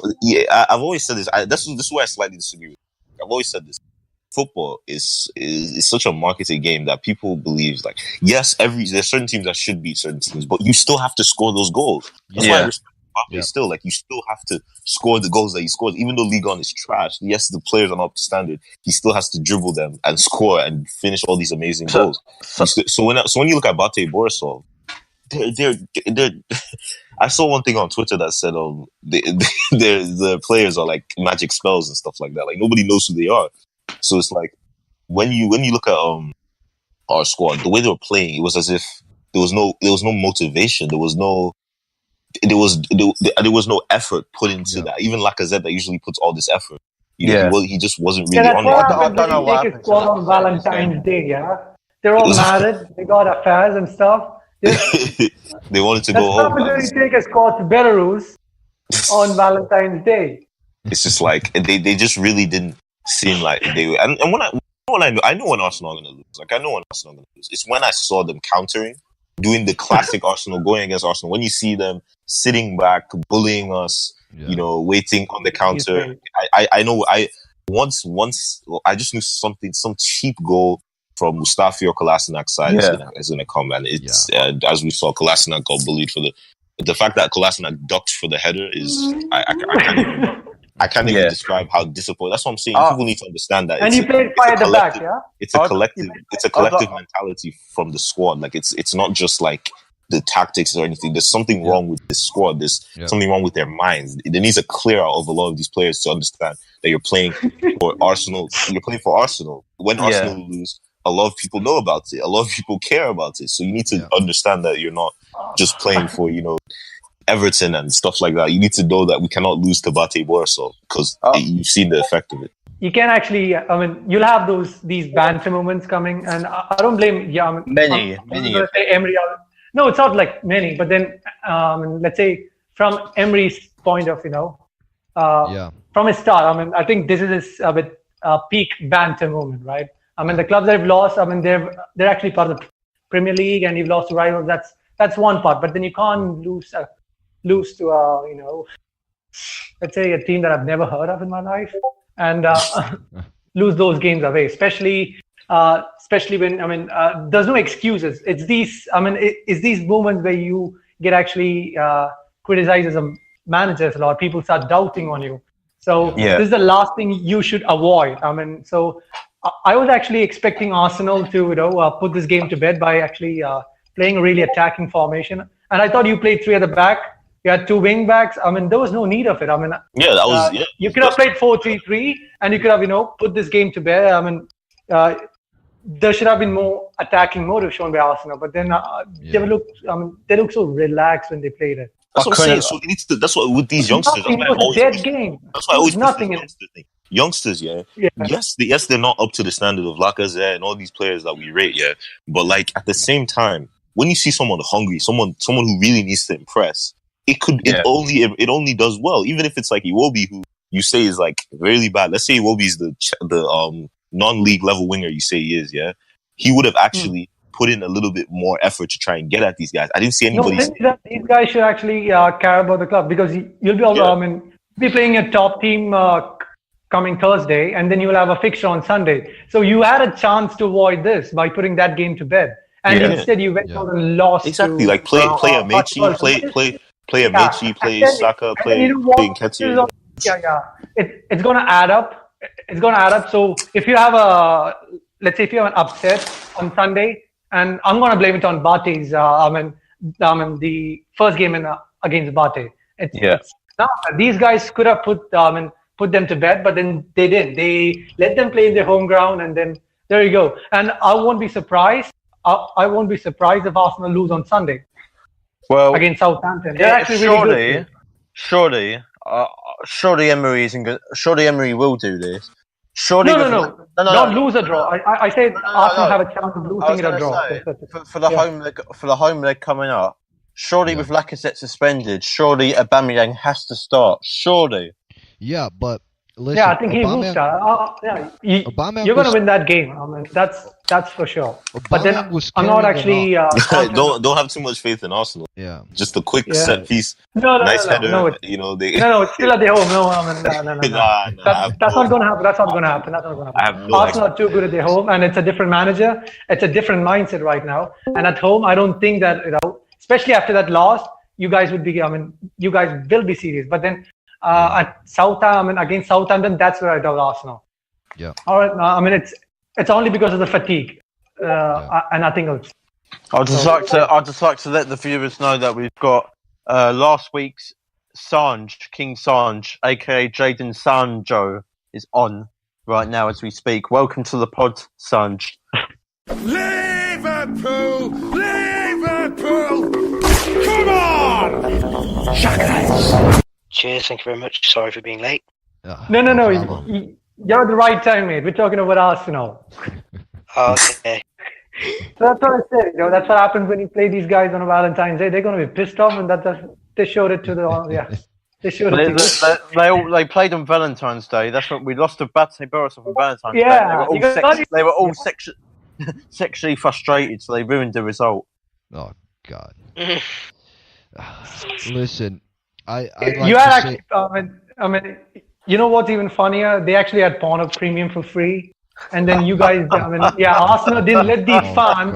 Arsenal didn't let their fans masturbate, and I think you got my joke there.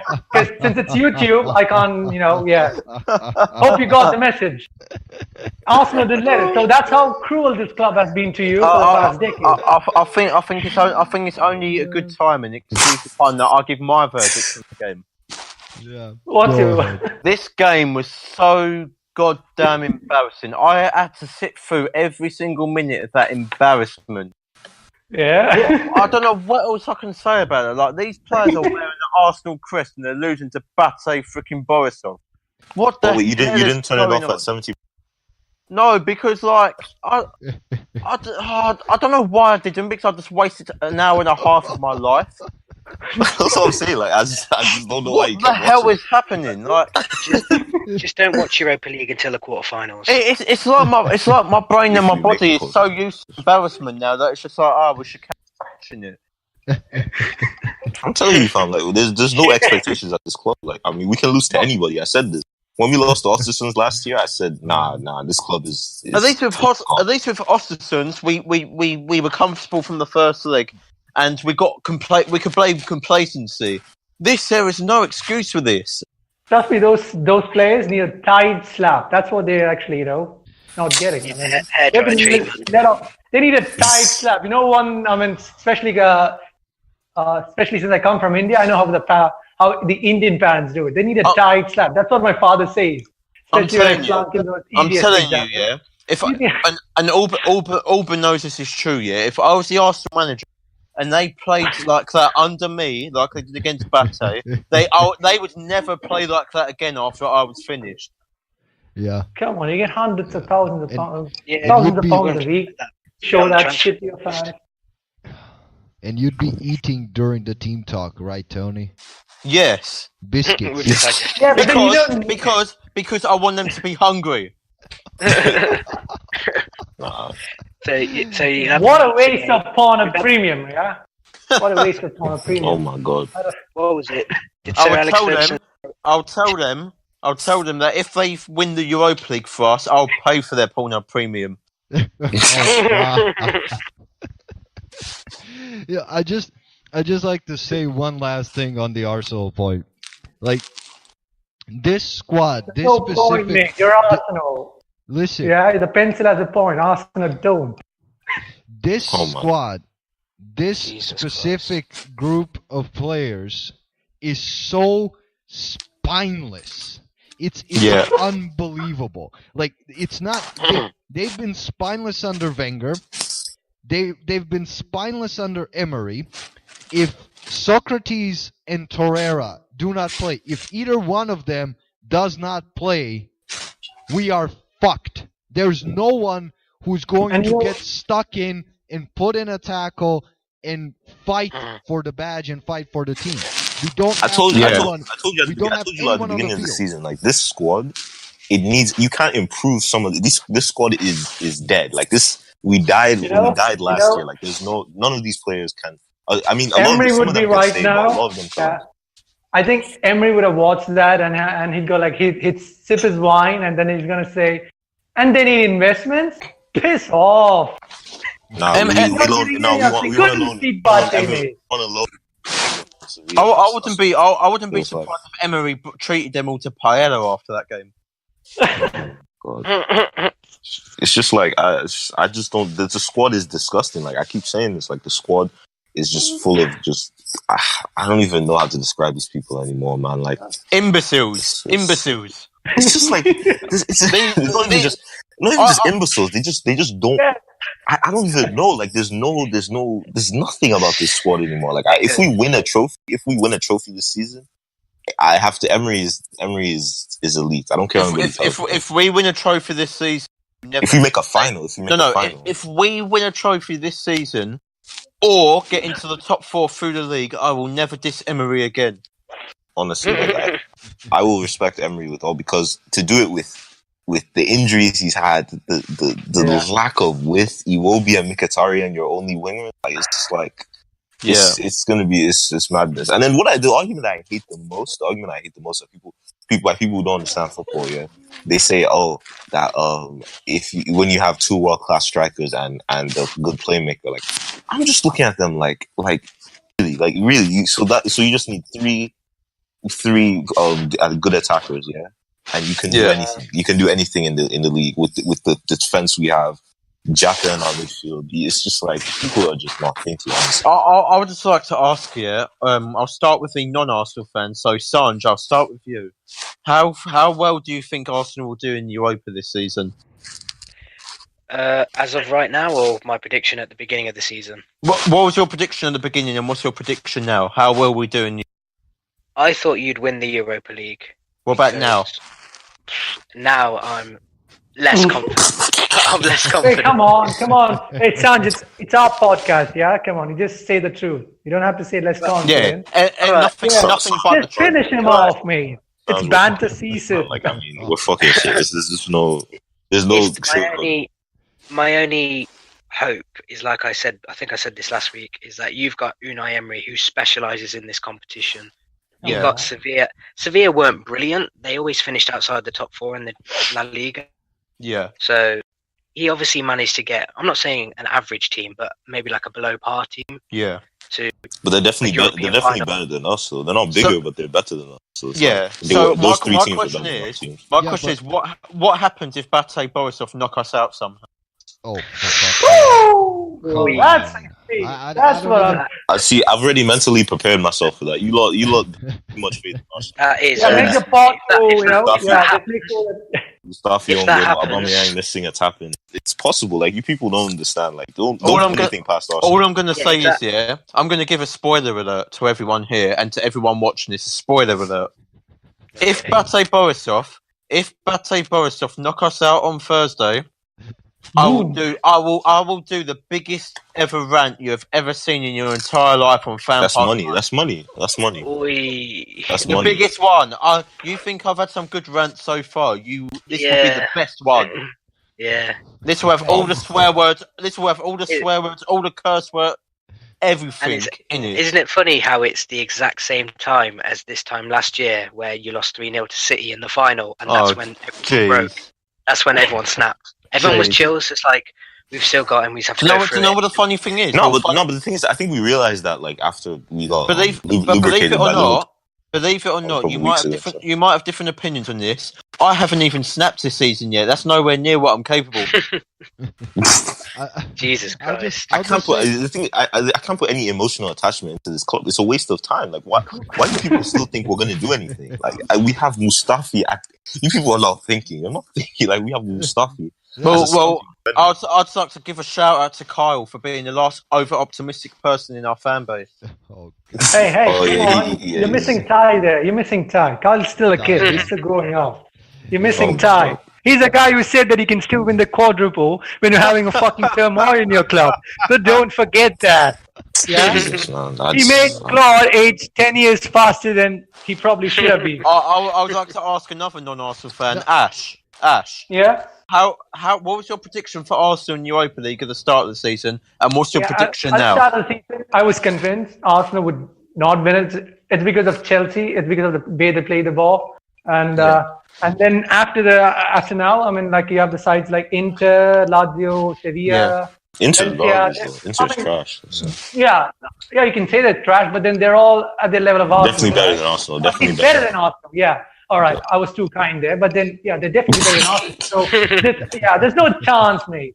Even if you have Jose Mourinho or Emery or any good manager, I don't think this squad has a good defense to actually to handle Icardi.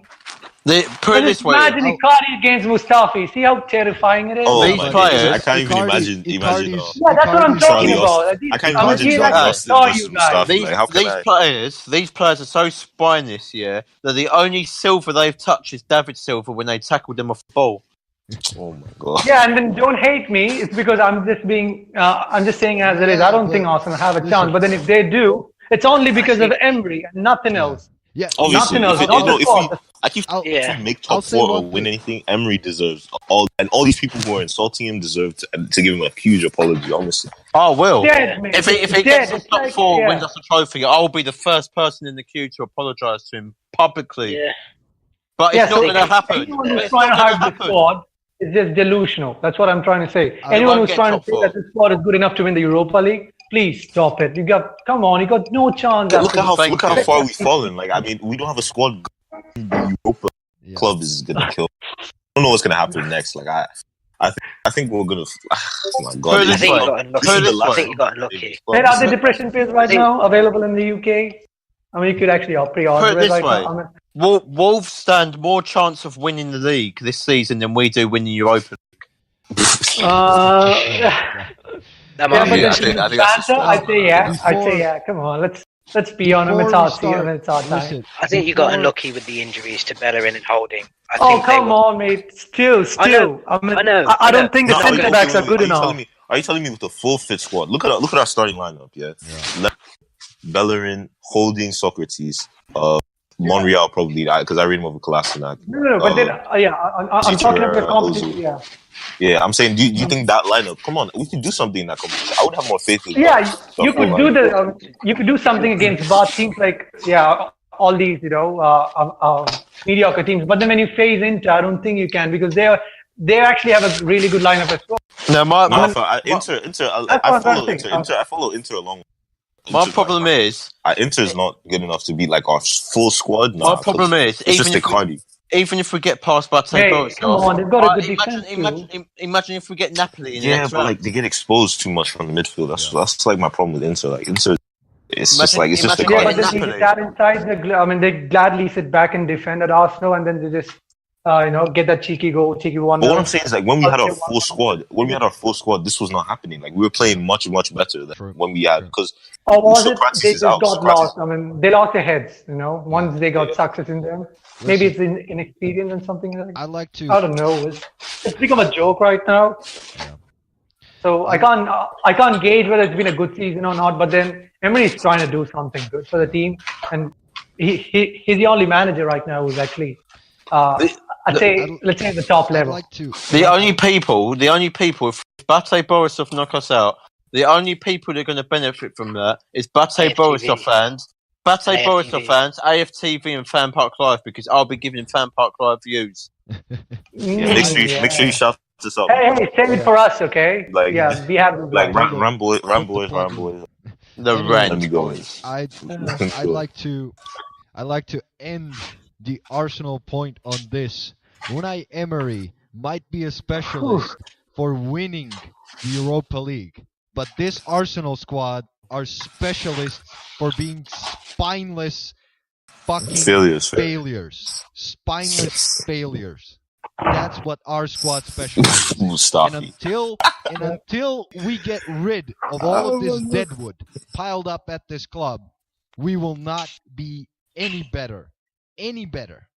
And now, since I agree, we've gone completely insane, Tony and I, and Woogie's lost all faith in anything Arsenal. I'd like to again. See, before this is the last thing I'll ever say of this. This is just youth in general. Yeah, when you look at the Arsenal game, and again, we're having this argument, me and you, Alba. Yeah. I'm saying, like, would Xavier Amechi from the academy, who has not played a minute of first team football, would he do any worse than he will be a Mkhitaryan yesterday? Just be honest with yourself. Would he do any worse than that? No, just be honest. He'd be hungry. Exactly, that's what I'm saying. So all this stuff about he needs a loan, he needs blah blah blah. I just don't see it. Like, if people in the first team are not performing, we have this academy that, if the academy was average like 2 years ago, when we only had like people like Crowley coming through and stuff. But this academy, like, there's a lot of people who I feel are going to have genuinely good careers. So what I'm saying is that let's honestly, yes, they need value, but let's honestly push them out, because the more they play, the value is decreasing. I didn't think it was possible, but Mustafi's value has gone down, in my opinion. Like, I really feel like we can only get like 2 million for him. I didn't think it was possible to even get worse than 5 million. But like, I'm looking at this guy. Like, if you're a club, like, Wolves wouldn't pay money for this guy. Like. Even Fulham, why would Fulham pay money for another crap defender? Even Newport buy these players. Newport played well against City, so I'm saying, like, I don't think, I'm saying that, like, I feel like this is the time where we need to start pushing these guys out. Like, it's just, I don't see what Iwobi and Mkhitaryan would do better than Xavier Amechi. That's just one example. There's other examples. Charlie Gilmore, in my opinion, is level with Xhaka. I really feel that. You look at. Wait, can you repeat that, please? Charlie Gilmore of the academy. Do you know who I'm talking about? Charlie Gilmore. Yeah. I feel like he is level with Xhaka right now. Like, I just feel like right now, what Xhaka does, yes, he does the long passing thing. Charlie Gilmore can definitely do the long pass. It definitely has more awareness of the field when I've seen him play. Like, that's just all I'm saying. Like, I think Notts County's wingers are better than the Woking.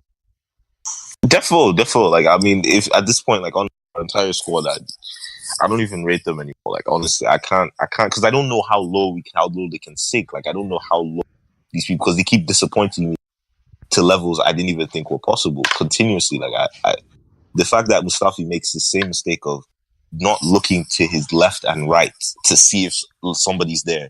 He has made that same mistake since when he first arrived, and hasn't. That's the thing. To put into perspective, Mustafi, there is no excuses for this guy. He's a World Cup winner. We bought him for £35 million from Valencia, who are a decent side. There is no excuses for this mediocrity. And Valencia robbed us. We should have gone for Otamendi. Yeah, Otamendi definitely. I always said, like, I don't know why we're signing this guy when Koulibaly was available. I said that to my friend. I said, why are we signing Mustafi when Koulibaly is available for similar valuation? Like, that's literally what I said. And look at what Koulibaly has become. Even though he probably would have been ruined and the way players come to this club and just. Well, my sources, I'll expand on this more on Friday's episode. But my sources are telling me Koulibaly could be going to Manchester United for minimum £90 million. Okay. See, those are clubs. Those are clubs trying to move. Yeah. We're out here trying to get. I don't even know, man. Can I just say, Auburn knows about my sources. Yeah. Before we move on to a quick recap of the European leagues, Ash has to go. I just like to ask him for a quick prediction on the Man United Chelsea game tonight. What's your feeling? Yeah, I think we'll be losing it. It'll be a close match. I think we'll be losing it 2-1 or 1-0. And Seriously? It's not that I don't have faith in the squad, but then I actually don't think these guys can turn it around in a week, especially with a big run of fixtures coming right now. I mean, they're facing Chelsea and after that Liverpool. So I'd actually like Man United to lose it so that they can get some seriousness for the Liverpool game. And no, but do you like them to lose, or would you? What's like your prediction? Like, really think you? Yeah, my prediction, like I think Chelsea can do it since they're playing at the Bridge. I mean, they actually have a good enough striker, but then United at the moment, I think we're lacking firepower, especially after Martial and Lingard off. I don't think we'll be having any movement up front. So that's fair. Unless we play different types of tactics, or we play Lukaku on the right. But then, there's still a chance. I say 50, but then Chelsea have the edge because it's at the Bridge, and United don't have a poor record at the Bridge. So the thing is that I'm not worried about that result because I know Chelsea are shittier than shit, and just because they won this match, that's not going to change their season or something. I mean, even though their fans are going to get gassed about this, but especially SB. Yeah, it's an irrelevant fixture, especially for a United fan. The thing is that we should be concentrating on top 4 and getting Martial. What's your scoreline prediction? Yeah, I'd say 2-1 Chelsea or 1-0 Chelsea. I think it's going to be a dead game. That's what I feel. I think 2-0 United. 2-0 United, yeah. It can happen. I'm going for 3-1 United. Chelsea, but the thing is that, yeah, but depends on how our front three play. I mean, Rashford is good, but then who's gonna work up and down the channels to help him out? And that's understandable. I hope you give up. I hope you give. Hopefully, his first attempts in the net. That's all I'm hoping for. I don't want Lukaku to have one of those, some. I don't want Lukaku to. I'm not expecting Lukaku to play one-touch passes, but then just fucking burn them in the wings and then just get a good ball in, so that Rashford can end the ball in the net. That's all. If Hazard doesn't show up in this game, I don't want to see another Neymar person because that was angry. Yeah. If Hazard cannot show up against this United defense, then sorry, I can't really compare you to Neymar. No. Hazard is going up against Ashley Young, so if he fucks up there, that's what. It's Ashley Young. The thing is that United is still playing because they don't have a choice. If United could drop me a mail, there's enough old age homes in India, and I can easily admit him over here. That's how poor he's been. Yeah, that's how poor he's been, and we don't. And we have a non-existent right wing, so. If Hazard doesn't exploit his conditions, he's got a great advantage right now going to the game. If he doesn't do anything, stop comparing him with the level of Ronaldo and Messi. And I forgot about Jorginho, the man who plays 20,855 passes and does nothing. What's he good at? What's he good at? Can anyone tell me what's he good at? Silence is golden. Sorry? Silence is golden. He's not good at anything. That's the thing. Calling him Jorginho is actually an insult to all those Brazilian names, Ronaldinho's and Robinho. Let's call him George. Let's call him George, who's lost in the jungle of Premier League. He doesn't know what to do. You mark him out of the game, he's done. He's finished. No, George is a good player, but the thing is that in England, I just feel like they don't know how to use registas, in my opinion. Like, but then you have a manager who knows how to use him. You bought him, and there's no excuses at the top level. No, because no. There's no excuse. I'm not making any completely let me down. I thought he was going to be a quality signing. Like he's getting overrun by people like Callum Chambers. So it's just like Chambers is crap. Nah, fam, nah. I'm not doing this. Chambers. Have you watched Chambers? I did not expect for Ash to come in this strong, but anyway, this was awesome. Ash slamming Jorginho. Anyway, Ash, Thanks for being on. Trust me, I saw the stats. Granit Xhaka plays better football than has played better football than Jorginho this season. No, he's made Xhaka's actually. better than Jorginho. Yeah. He's made 27 more. He's made 27 key passes to Jorginho's 17, and Jorginho's played 2K passes with 84% accuracy. The but fact who doesn't? Who it cares just about shows you how stubborn Sarri is. Like Sarri is moving a World Cup winning, 2-time Premier League winning defensive midfielder, one of the best mid players in the world in this position, away from a pass merchant. Like, it's just like it shows you that money can't save you from getting into shit every now and then. Now that Chelsea have invested 50 million into it, 57 million, and they bet Pep for it, and they dodged a bullet. City, haven't they? I mean, Pep would have used him better, but then I'm not sure. Sarri is not. I think he's lost his head, hasn't he? And now George is lost in the jungle. Can someone find George? That's my comment today. You better. Sorry. If you mark him out of the game, sorry, sorry, honestly, this is the problem I have with him. This is why they lost. Stubborn. Man, he reminds me of Arsene Wenger. Like, literally, the last 10 years of Arsene Wenger. Like, Arsene Wenger, I love him to this, but no matter what happens, has to do it his way. It doesn't matter if it's not working. He's not going to change it. Like for like substitutions. Look at the lineup he just played for the Chelsea game. It's the same damn lineup. The same thing. Out of position, Jorginho and Willian, and it was just like, and this is why they lost the league to Juve. And they said they trust in old people because they went through a lot of misery in life. That's why they get white ass. But come on, look at him. He should be sipping wine in Italy and then watching good games right now. No, sorry, I'm not trying to slagging. I'm not trying to write him off or something. But then, come on, man. I didn't expect Chelsea to perform this bad.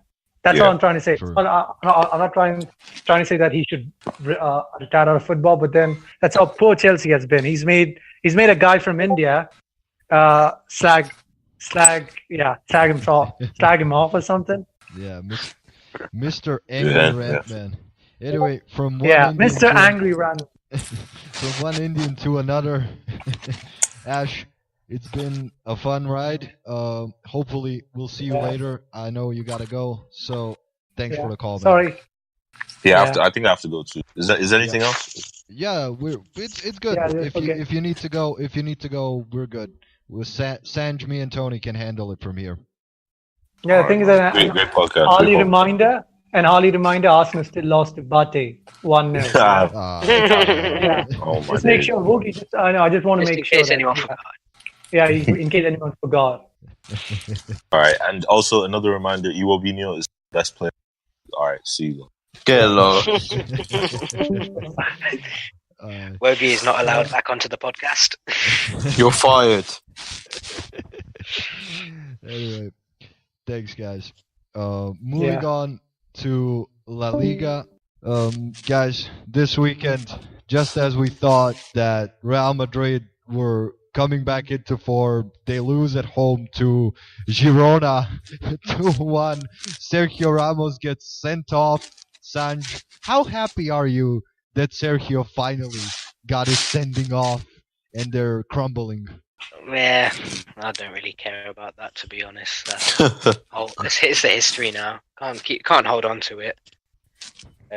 But yeah, Ramos getting red card, nothing new, is it? And Atletico Madrid are both back up to second now as well, 7 points behind Barcelona. Yeah, there's a fight for second now, really, I guess. Yeah. Atletico are going to win the "We finished above Madrid" trophy. No, I still think Madrid will Real Madrid, and I hope they do, so I can laugh at. It's unbelievable to me that, I mean, they took the lead through Casemiro. Weirdly, Casemiro scoring again, but they completely crumbled in the second half, and Girona just broke them on the counterattack, and it's just hilarious at this point with how much bottling Real Madrid have done this season. It's the moment when you think they've got it figured out. It was the same under Lopetegui. Like, they had a couple of good games, and then they got completely destroyed in El Clasico, and it's just this team is just weird at this point. But Yeah. anyway, the La Liga seems to be settled. Barcelona at the top with 54 points, 7 points clear of second place Atletico. 9 points clear of third place Real Madrid. Even though Barca are playing Sevilla away, who are currently fourth, I don't see Barcelona. Even if they drop points, I don't see this being complicated for them. I think they'll cruise to the title by the end of the season, but I agree. See what Barcelona and can I'd do. like to add, Sevilla also lost 3-0 to Villarreal yesterday on Sunday as well. Yeah. So Sevilla being they're being a bit flaky, but at least Villarreal are picking up in form, so maybe Santi Cazorla does manage to stay up in the first division in Spain. Moving on to Italy, where on Friday Juventus beat Frosinone 3-0. Cristiano Ronaldo had another pretty good game for Juventus. He scored and assisted. Paulo Dybala scored a wonderful screamer. Routine win for Juventus, who are now 13 points clear of second place Napoli, who drew at the weekend with Torino. But the thing to point out from Serie A is Mauro Icardi during midweek refused to travel to Vienna. He seems to be on the outs at Inter, so Inter have lost probably their best player. Seems like he has been feuding with the locker room.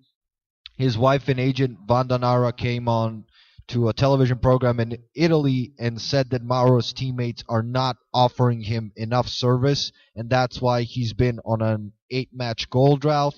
Anyway, for Inter this weekend, Lautaro Martinez has scored, another talented Argentinian striker. They won 2-1 against Sampdoria, but Mauro Icardi's impending transfer and exit from Inter, since this summer he will have 1 year left on his contract, and he has a 110 million euro clause in his contract, a release clause.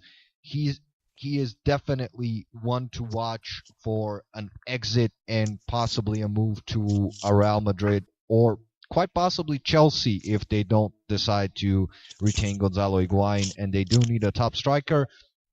But on the point of the Italian league, AC Milan now going 4 points clear into fourth place in the chase for the Champions League. 4 points clear of Atalanta. They beat them in a direct matchup away in Bergamo, 3-1. A goal again by Krzysztof Piątek. He, I believe, scored 2 goals in this game. Had a brilliant game. The Polish signing, he now has scored 6 goals in 5 appearances for AC Milan, and he's been on absolute fire so far for them. So, but can I just add, Roma are 4 points behind me there, with a game in hand as well. So Roma are still in that fight for top 4. True. But I think with the way Paquetá and Piątek are looking for AC Milan, I don't see anyone else but Milan getting that, and Gattuso certainly has to be credited with keeping that team concentrated and focused on the chase for Champions League. And simply, I think the Higuain decision has been the turning point in their season. They were absolutely terrific in the game against Atalanta, and they've been a lot better since adding Krzysztof Piątek. And look at the other end of the table, Chievo, bottom on 9 points. Yeah, it's troubling times for them. It's been a tough season for Chievo. I don't know why you put that in there. I was wanting to add that in. Started off with -3 points. I've only won 1 game this season. Oh, terrible season for Chievo. So anyone who thinks their season has been bad, try putting yourself in Chievo's shoes. True. Arsenal fans. Yeah. We're gonna finish up the Italian league now. On to the French league. where nothing special happened. We're just gonna run through it by saying that PSG are how many points clear with their latest win at Saint Etienne, Tony? They are 12 points clear with 2 games in hand over Lille. Oh, okay, that's done. So they could if they win, then they could possibly be 18 points clear of second place. Anyway, Nothing. So they beat Saint Etienne 1. Yeah. Everyone knows they won. Only lost 1 game this season, PSG in the league. Yeah, we were surprised when that happened, but yeah, it's not really a conversation anymore. And Monaco are out of the relegation zone as well. They're up to 16. Surprise. Leonardo Jardim doing bits. Yeah, Monaco are up to 16th now on 22 points, played 25 games. Even if Dijon win their game in hand and go above Monaco, Monaco will still be 17th and out of the relegation places. Yeah. Gelson Martins scored for the win, and Monaco, looking a lot better since Jardim came back. That's true. Yes. And now, moving on to the Bundesliga, where the title race is still on. It's Monday when we're recording this, so Borussia Dortmund are still up to play their game tonight against bottom place Nuremberg. Yeah. It is an away game, but I would expect Borussia Dortmund to react to the Tottenham defeat midweek and win that. Yeah. But reclaim their 5-point gap. Yep. Reclaim the 5-point gap, but more interestingly than that, Bayern winning away at Augsburg in the Bavarian derby 3-2. Leon Goretzka started off with scoring an own goal. Then Kingsley Coman scored 2 goals in the first half. Pretty good performance by Kingsley Coman. He is showing himself as someone who can definitely be an heir to Robben and Ribéry on the wing. Kingsley Coman with 2 very well taken goals, and David Alaba then turning over the 2-1 advantage Augsburg had in the first half. It was 2-2 at halftime. David Alaba in the second half with a goal to win it for Bayern 3-2. Has to be said, Bayern looked rather good in that game, but still very, very shaky when troubled with pace on the break and with fluid movement. So I'm going to transition us to the obvious place, because Liverpool are taking on Bayern Munich this week in the Champions League. Sanj, with the way Bayern are looking shaky, with Hummels and Boateng sort of losing their physical ability, what are your thoughts on Liverpool's chances in the first leg? I think it's at Anfield, so anything's possible, really. Yeah. No matter how poor Liverpool are, no matter how amazing they are, no matter what form they're going into, a night like this is just something else. Yeah. Like last season, we played Manchester City. I didn't think we'd win. I didn't think we'd go through, but within 30 minutes, we're 3-0 up, and the crowd were on fire. The team were bouncing off it. I expect the same tomorrow, really. It's just the crowd will be up for it. The players will be up for it. Hopefully, they can just be as clinical and as confident as they were last year, and hopefully shock Bayern, put them to bed, because in this since 2010, we haven't been in the Champions League, so I feel people have forgotten who we were. So we can use that as an advantage, really. So they say, okay, Liverpool, they used to be good, they're not anymore. They come to Anfield, they get a shock, they get intimidated, and all of a sudden they're 2 or 3 goals down before they know it. True. But I would like to ask you, where do you stand with obviously the selection issues in Liverpool's defense? For those of you who don't know, Virgil van Dijk is unavailable because of yellow card accumulation, and I believe Joe Gomez is still unavailable because of his broken leg, and Dan Lovren is questionable. So how will Liverpool form a defense tomorrow, Sanj? So Trent Alexander right back, Robertson left back. That's easy. and I believe it will probably be Fabinho and Matip as the two centre backs. Should Lovren not be available? Do you have confidence in that back line to keep out the likes of Lewandowski, Coman, Ribery, Robben, Gnabry? Not really. It's not the strongest defence we've had. It's a bit of a downgrade in comparison to the strongest defence that had the best defensive record for the first half of the season. But it's a test. Like, if we can keep them away from the goal, the midfield, overpower their midfield, just keep them minimum amount of shots, keep that ball out of the box, maybe we can come away with a result. But if we do give them confidence, if we don't react to the crowd, they could be all over us, and they could get 1 or 2 away goals, which could decide the tie in the long run. If you lose a home tie, say even by a 1-0 loss, do you think it's game over for you guys?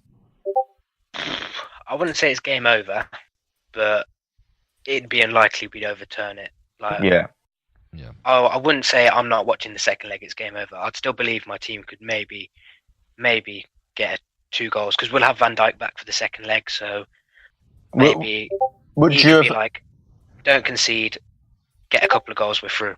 Would you prefer to have the home leg first or second? It's really weird, this one. It's really weird, because usually you want the home side, you want your home crowd backing you for the second leg, the leg that matters. Yeah. But what I find out is, if you get the first leg, if you get the home leg done first, and you win without conceding, you're sort of already through. Remember when Liverpool beat City last season? Everyone was saying, if Liverpool score a goal, it's game over and that was quite comfortable. That felt quite comfortable, really. Like, for every goal we scored, it was 2 goals, as opposed to if you've got home, it's like, right, we got a good result away from home. We just got to make sure we don't concede. So it's a bit more scary. It's a bit more scary. See, in my opinion, if Liverpool don't win a trophy this season, I think Klopp's job's on the line. I disagree with that, because I think they already fulfilled what they were intended to do by simply proving they can challenge for the Premier League and compete on 2 fronts. And I think Klopp is doing a really good job. And I think that if he reaches a certain level in the Champions League, let's just say it's the quarterfinals and they get a tough draw and they lose the title to City in the last 2-3 weeks of the season, that some injuries happen and they lose the title, I think Klopp is very much secure. So long as there's not a major breakdown, I don't see Liverpool even thinking about getting Jurgen Klopp out, because there's no reason. We wouldn't, because if you look at every season he's had at Liverpool, he's improved. First season, he came in halfway and he finished 8th, but got us to 2 finals, so that was okay. Yeah. Second season, got us top 4, right? Third season, we were we played the maximum amount of Champions League games possible, because we got to the final, and we still retained top 4. So you think, okay, that's more improvement. And now this year, he's maintaining a title challenge. So that's more league improvement. Obviously, he might not do as well in the Champions League this season. He might get knocked out early. But that's improvement. And the thing is, when a team wins a league, you usually say, who can you sign to improve you, to make you better? It's hard to improve a title-winning team. If Liverpool don't win this title, we can definitely see areas where they can improve, like maybe another midfielder, another centre-back, another right-back, now that Klein's gone out on loan and we'll probably sell him at the end of the season. There's definitely signings we can make in the summer to make us win the league next year, should we not win it this year. And I think Klopp will get that season. Quickly, before we wrap up, we'll be back on Friday, but in the meantime, there is Lyon, Barcelona in the Champions League on Tuesday, along with Liverpool, Bayern. On Wednesday, there is Atletico Madrid and Juventus. That should be very interesting. Schalke against Manchester City. That will not be interesting. Safe to say that should be a cruise for Man City, and anything short of that, honestly, I would be surprised with Schalke's form this season.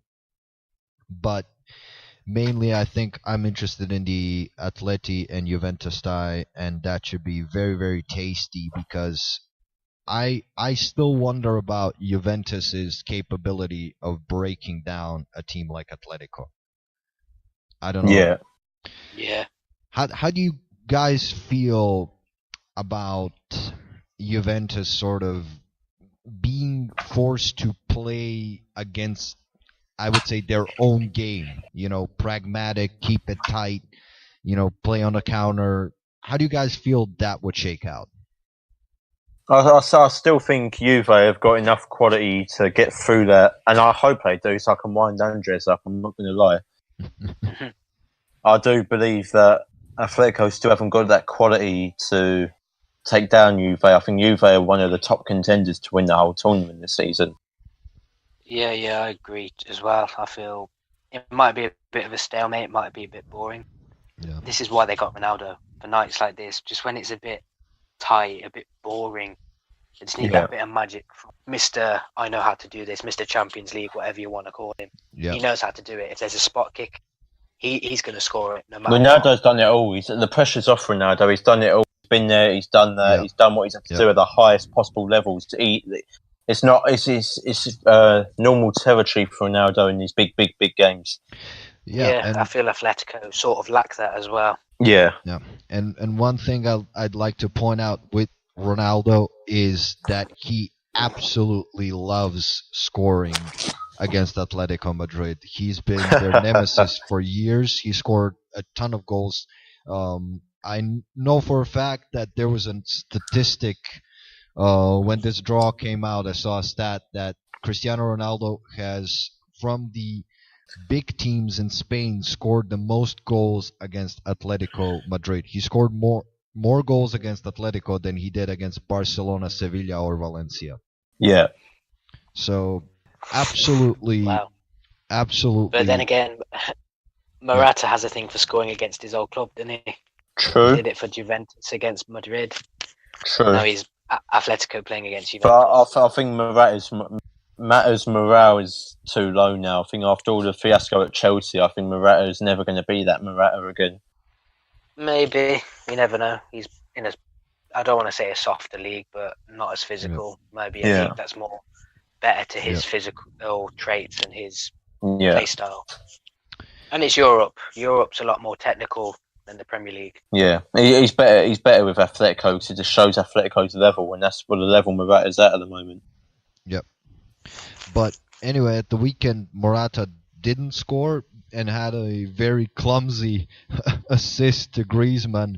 It was a bouncy ball, somehow found its way. Griezmann put it away. But definitely, if there's a man that Juve should be keeping tabs on, it's for sure Antoine Griezmann. And I think Juventus have actually, they had a bit of a defensive crisis before this game, but it seems as if all of Bonucci, Barzagli, and Chiellini have been cleared to make appearances in this game. As for Atletico Madrid, Lucas Hernandez and Koke are questionable, but it should be very, very interesting how Juventus approach this, because it is away at the Wanda Metropolitano. So on the subject of Atletico, I'd like to let our viewers know, as a preview for Saturday's episode, you'll be getting it on Saturday. I've got a huge transfer story coming out of Atletico Madrid from my reliable sources that I will get into on that episode. Interesting. More on Tony's transfers, more on the recap of Liverpool, more on everything basically, and rant battles, and a lot of other RantBoys content will be available on Friday. Like I said at the intro of the show, we're switching to 2 podcasts a week, so it will definitely be fun. And before we let you go, we will have a recap of the Manchester United-Chelsea game. There is no passion, there is no vision, there is no aggression, there is no fucking mindset in this football club. Nothing is there. What the hell is there in this football club? Tell me now. What the hell is there?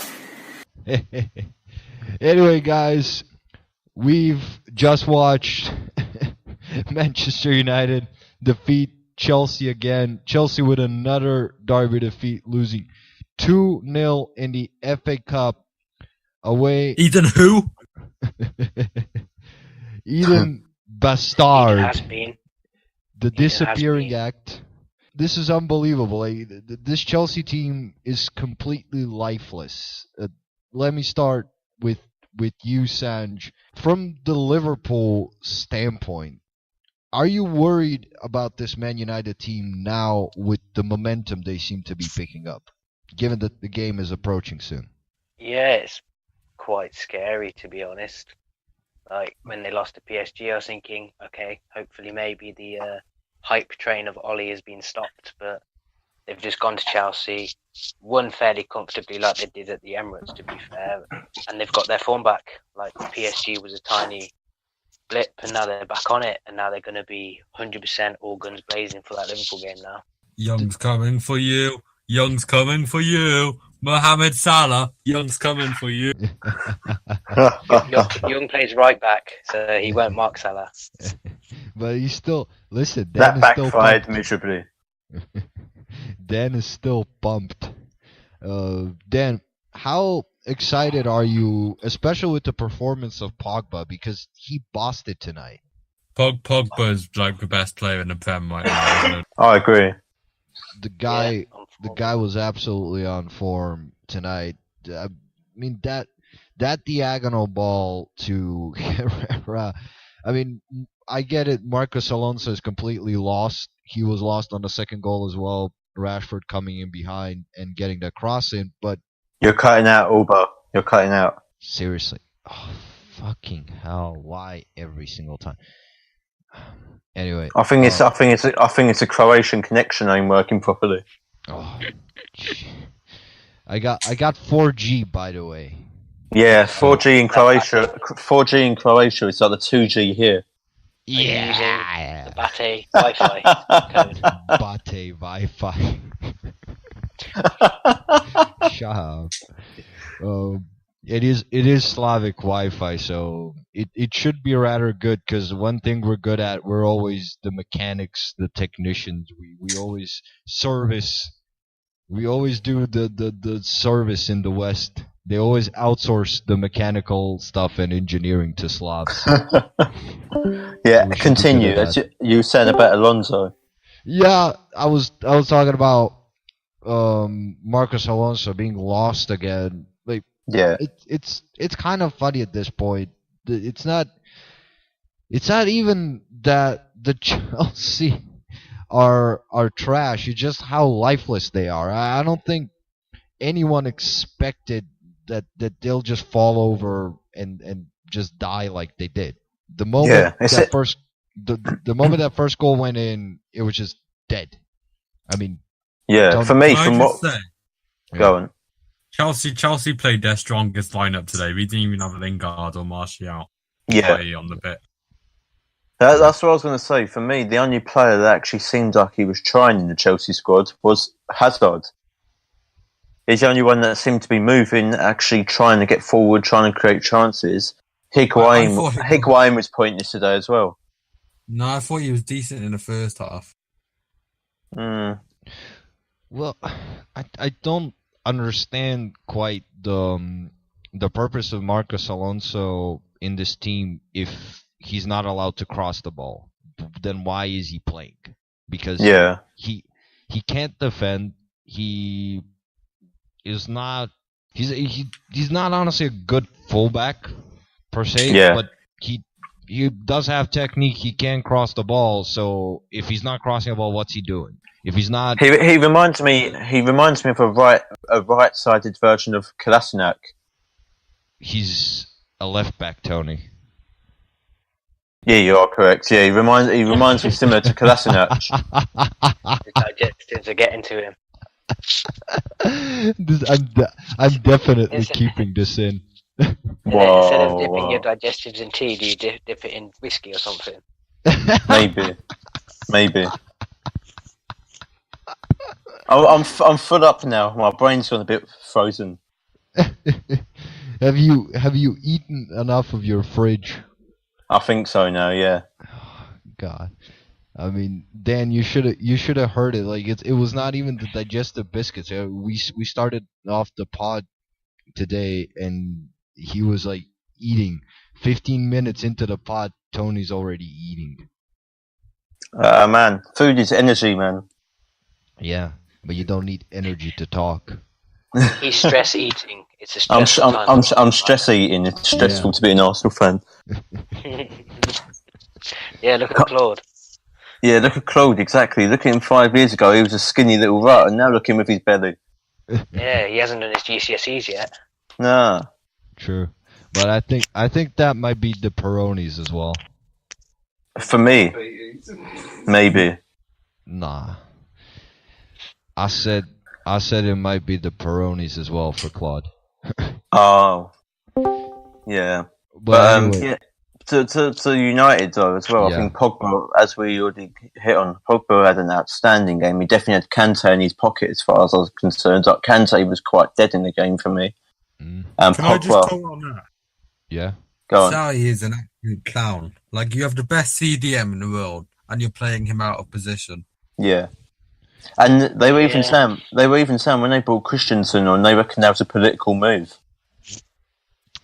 Yeah, listen, I don't mind Kante playing box to box because he can still affect the game, but I think the problem is that like if Jorginho could actually defend it and track the runners, like it would work. But Jorginho's like athletically totally dead. Mm-hmm. Yeah, I don't. It's like playing 10 men when the opposition has the ball. Yeah, he's not quick enough to fill the gaps. If he was a good athlete and he could pass, that's one thing. But like this, I just don't. And this is where my internet dies. Fortunately, though, we did record a full outro on the actual show, so the post-match segment is what you just listened to. Can I just also add as well for the viewers, just to let the viewers know for future ideas, me and Alba and many of the other guests that are coming on are constantly discussing new ideas, how to move the shows forward, and we also want to hear from you. So as this is a fan-orientated podcast, we want to hear from the viewers. Absolutely. So if you've got any ideas, send us suggestions through Twitter, through YouTube, through email, through the UFF forums. We are open to all ideas, and you will see many, many new features as we progress in the next few weeks and months. Absolutely. Sanj, thank you for calling. Thank you very much, Sanj. No worries. Thanks for having me. Thanks to Woogie. Thanks to Ash. Yeah. Hopefully for the Man United Chelsea game, we have had Dan join us. He'll be back, and hopefully it's not a happy time for Man United fans, because I honestly hope they lose a game now after they lost to PSG. I can't bear to see them all being as hyped as they are. I mean, they are too smug. They are absolutely smug with their success under Solskjaer. So I'm looking Savo. Yeah, I'm looking forward for them to be put back down to earth for a bit. So. And remember, guys, like, share, subscribe, turn the notifications on YouTube, follow us on Twitter to keep up to date with all the RantBoys podcasts. Yep.